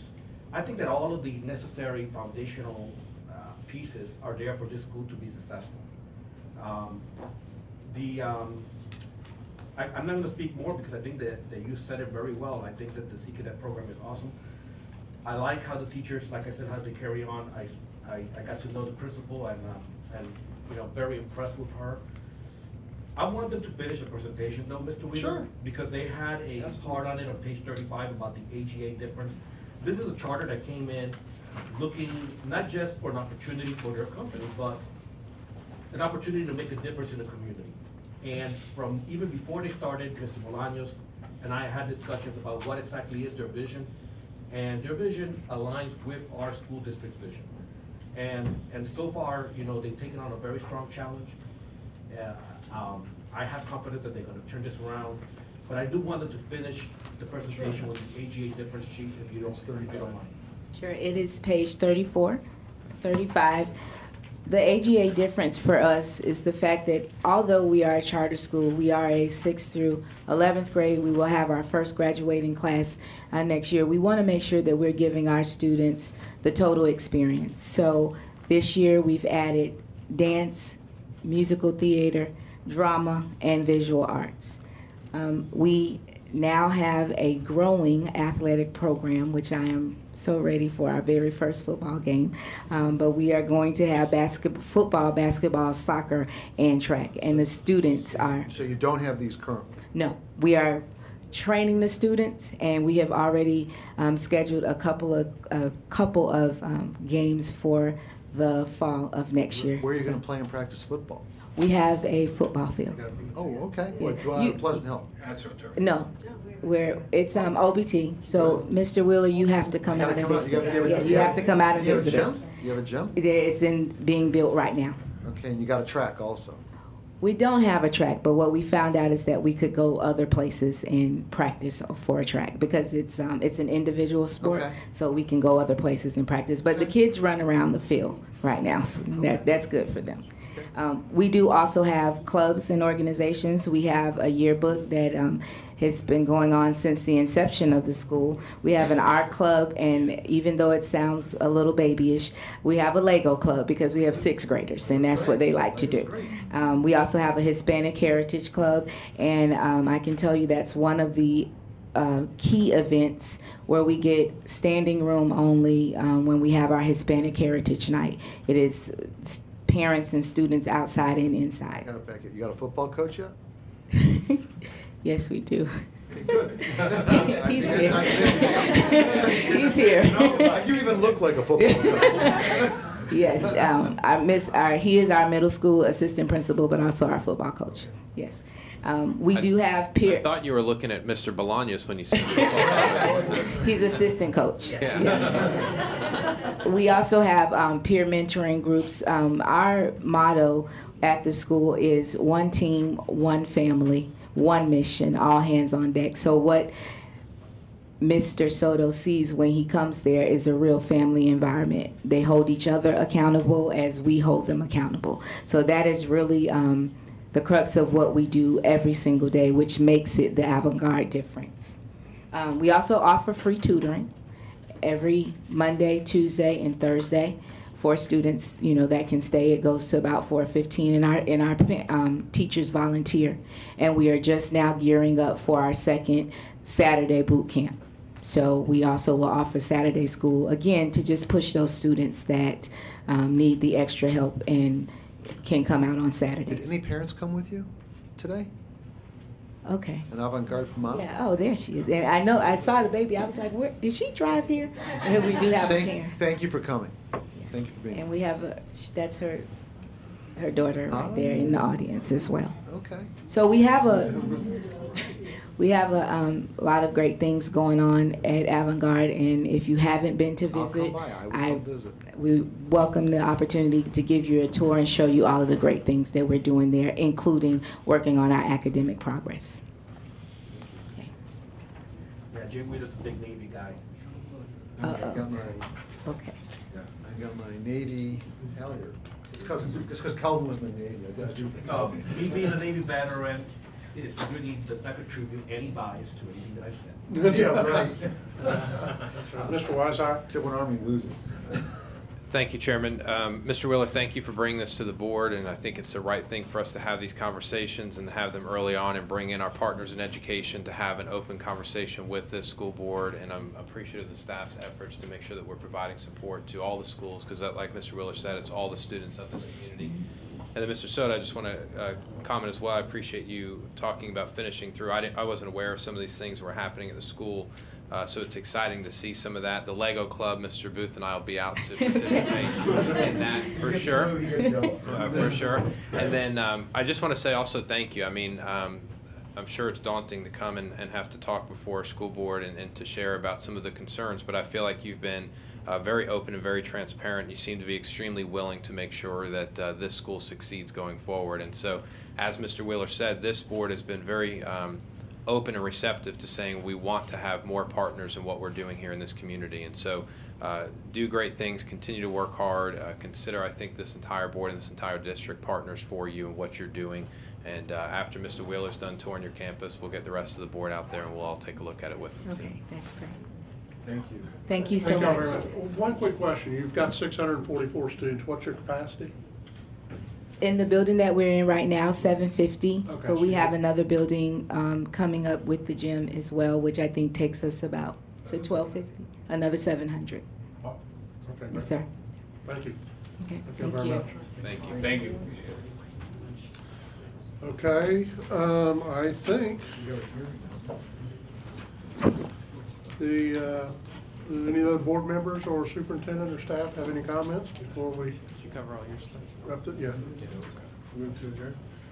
Just a quick reminder, question. board. Do we adjourn or we recess or what do we do here? No, this one is an adjournment. The board will have an exempt meeting, which will be a continuation of an expulsion hearing. And for Mr. Weishaupt, it's exempt under 1006.07 sub 1A. That's exactly what I was going to say. That was sub 1B. Based on that, then we will stand adjourned. Thank you.